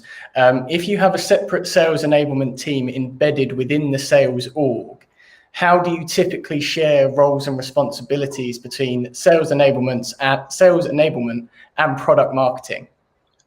Great question. So first of all, the best, get really, really tight with that team as far as personally, and just try to develop a strong relationship with that team. And then that's sort of step one for figuring out roles and responsibilities. Step two is really, then it becomes that team is your point of interface with the sales team. Anything that you're doing when you're gonna, if you're like, hey, I want a means to be able to share some more of my knowledge with the team more often. What do you think is the best way to go about doing that? Your sales enablement team will give you, they will be able to give you just really great best practices around, just structuring communications to the team, structuring programs. If you're, launching a new content piece or new messaging, new products, the sales enablement team is going to be your best friend as far as, putting together the how you sort of deploy the programs, the training, the communications to the sales team. They're your interface for getting feedback from them. They're sort of your best friend as far as mechanics, as far as how to deploy your knowledge and your content and everything that you're doing. And then it really frees you up to really be the strategist, to really be that subject matter expert who you can you can really bring your full expertise on the value prop, on the customers, on the product to bear. Definitely. I think that's it. There's plenty of conversation going on in the chat, which is amazing to see. Jake, thank you again so much for an awesome presentation. Thanks for joining us for the Q&A. Thank you to everyone for tuning in as well and asking great questions. We really hope you're enjoying Off-Piste. We hope you enjoyed this session as well. And we hope to see you at the next one. And Jake, one last time, thank you so much. Thank you, Max. And thank you, everybody.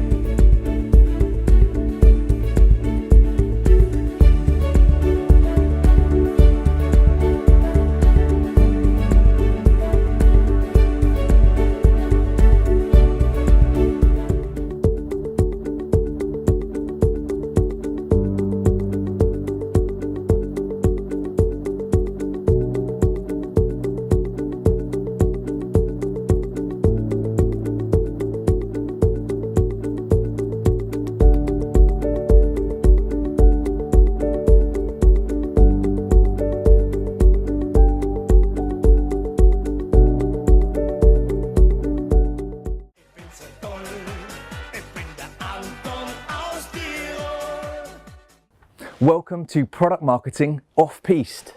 We've yet another exciting presentation coming up, but before we get started, we'd like to take a moment to thank every one of our sponsors and partners, because without them, we wouldn't be able to bring this event to you. Don't forget, each speaker is going to be answering your questions, offering tailored support after their presentation. So stick around, leave your question, and get advice from a true expert in the field, tailored to you. It's that simple. Enjoy the presentation.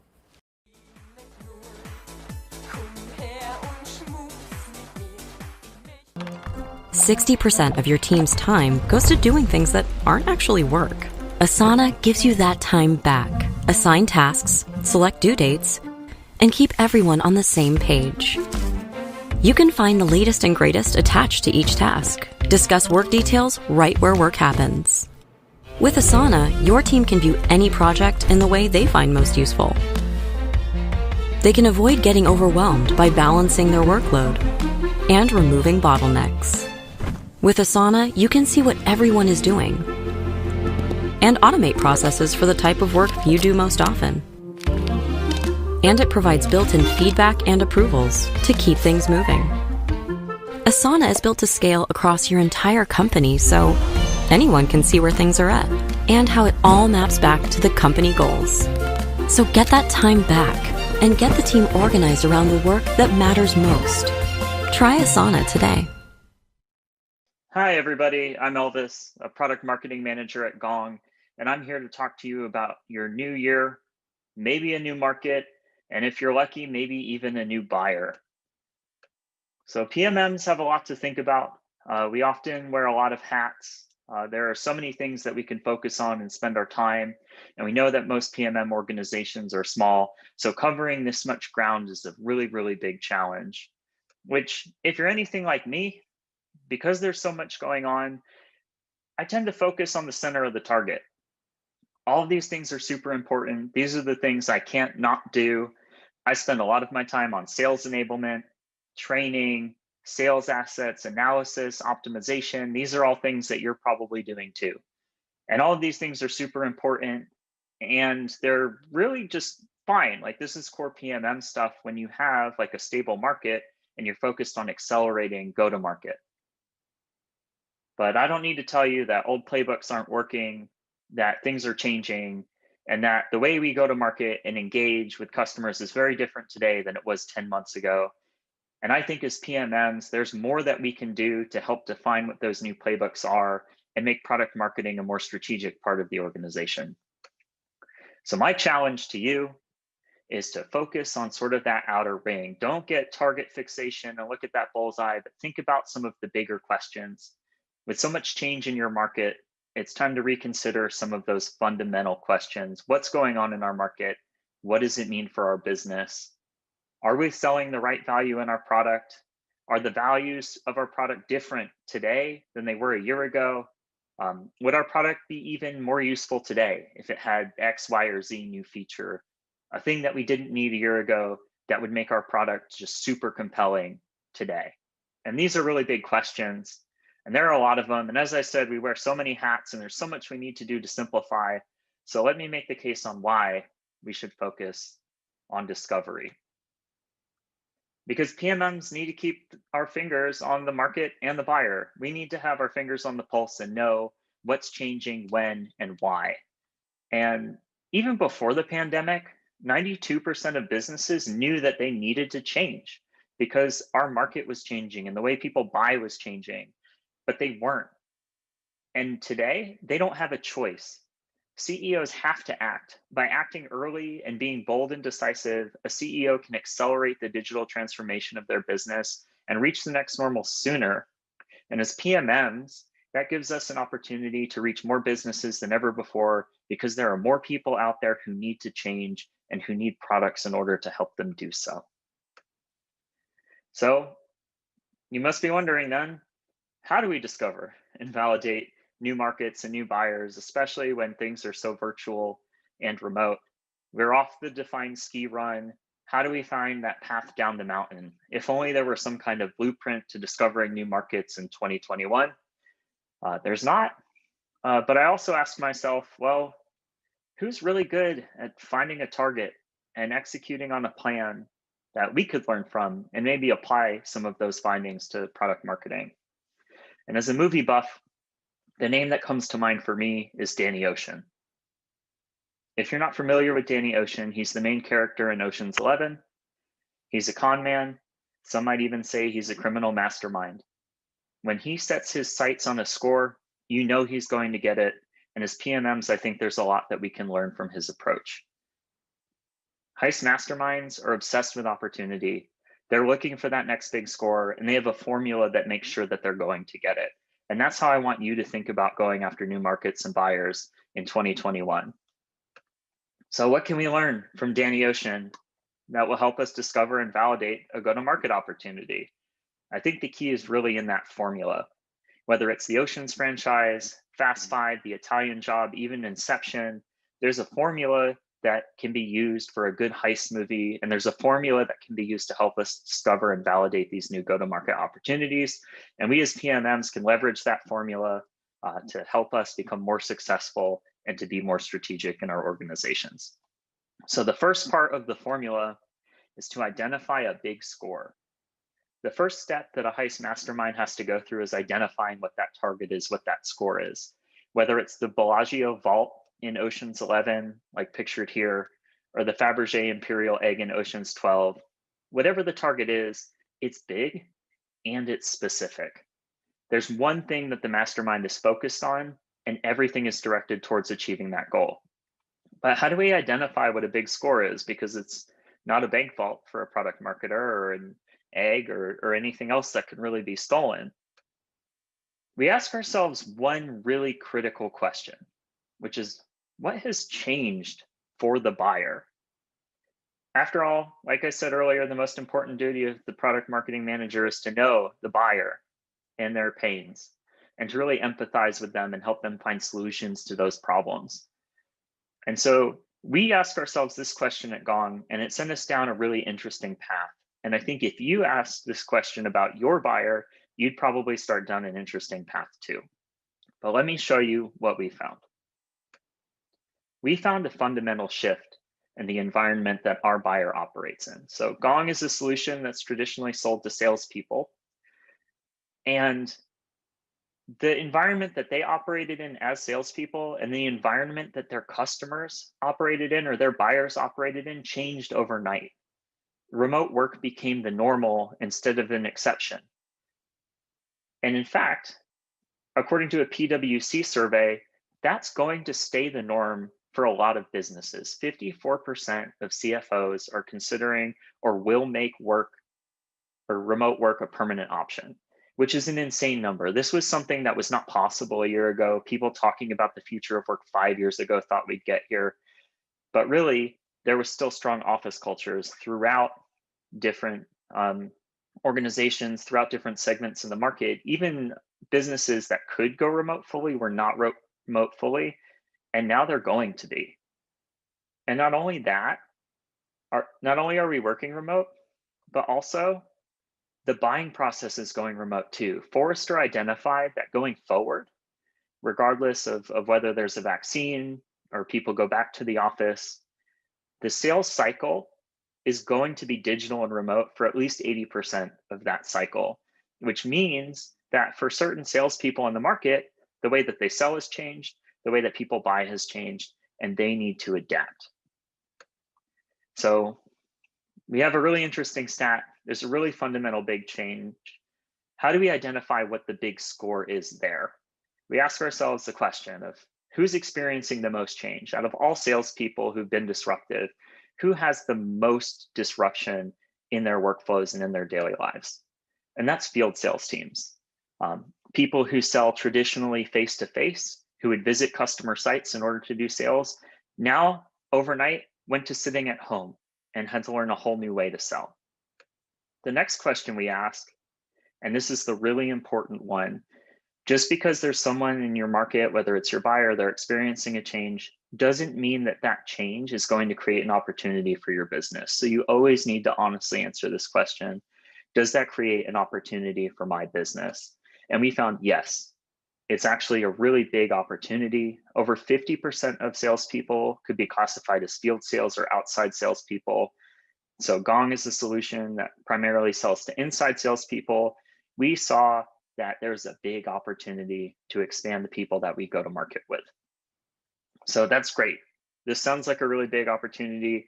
I'm excited about it. I hope it sounds exciting to you. Where do we go next? We assemble a crew. The movie, after all, is Ocean's 11, not Danny Ocean. And the reason that you build the crew second is because the crew needs a reason to join the heist. In this case, the target needs to be interesting enough to gather all of the people that you need in order to pull off the job. No PMM succeeds alone.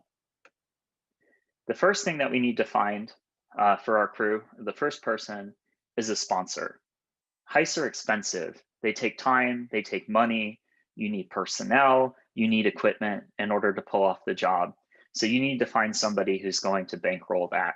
And at Gong, that was the executive leadership team. They were actually the ones who came to us in product marketing and asked us, how are things changing for our buyer this year, 2020? And is there an opportunity for us there? So once you have that sponsor, once you have that buy-in, it's time to recruit your inner circle.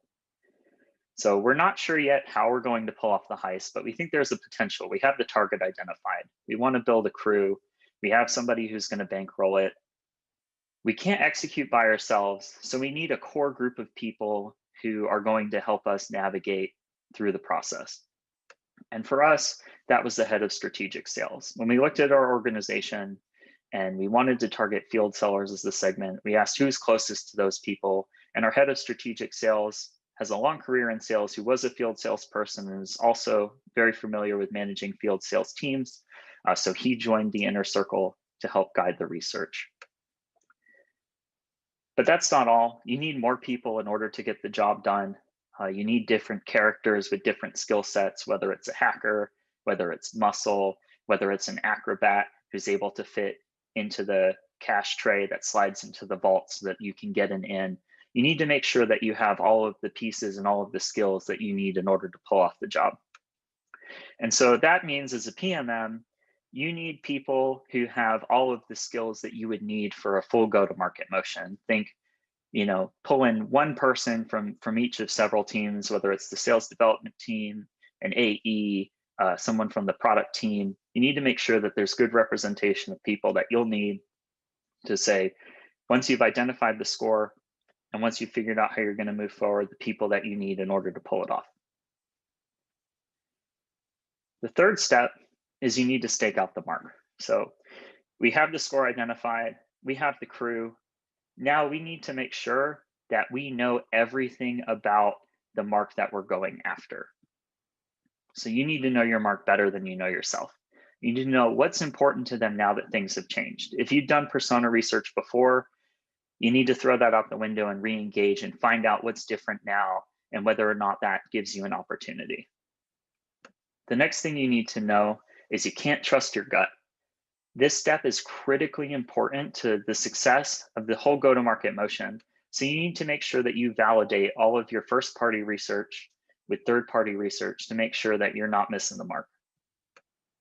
And finally, you need to involve the whole team. Don't do this by yourself. It makes it a lot easier if you can spread the load, and also you get more data points and you get more opinions to help direct the project. And ultimately, when it comes time to make that presentation to the executive leadership team, everyone on your team will be able to speak to the research that was done and make that pitch much stronger.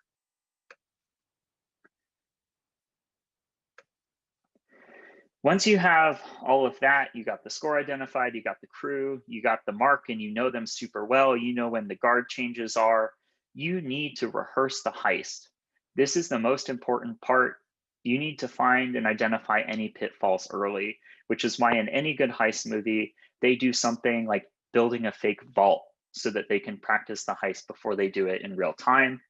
And the best way to identify these pitfalls early, the best way to practice a go-to-market motion as a PMM is to use the riskiest assumption test.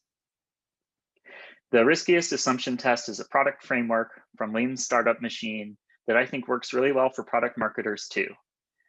It's a 4-step framework. It's even more flexible and nimble than MVP, and it's designed to get at risks early in your research cycle so that you can prove that this is a valid opportunity, or just as important, disprove it as a valid opportunity before you invest too much time and effort into a go-to-market motion. So the first step is to form your hypothesis. Our hypothesis is that field sales is changed to an inside sales motion overnight. In order to form a good hypothesis, you need two things. You need to identify that monumental shift and that problem, which we did when we talked about the score. And we need to get to know our mark really, really well, which we did in step 3.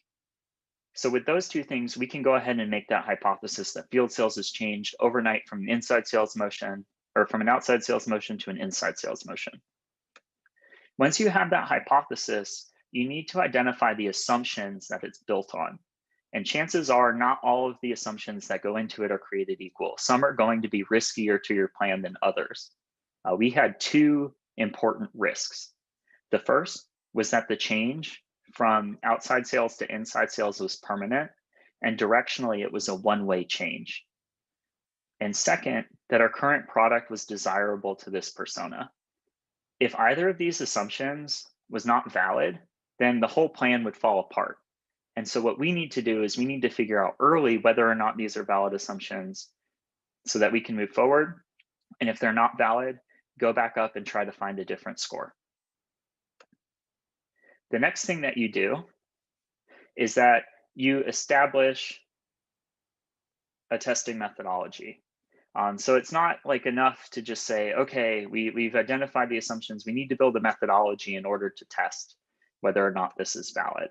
So we decided that we were going to pressure test these assumptions by doing interviews with these personas, both people in field sales and people who manage field sales, to see if they were seeing the same things that we were seeing from the outside. But before you go and do the experiment, you need to make sure that you have a success criteria, something that's going to be a gate that if you do not reach, then you're not going to go forward with your plan.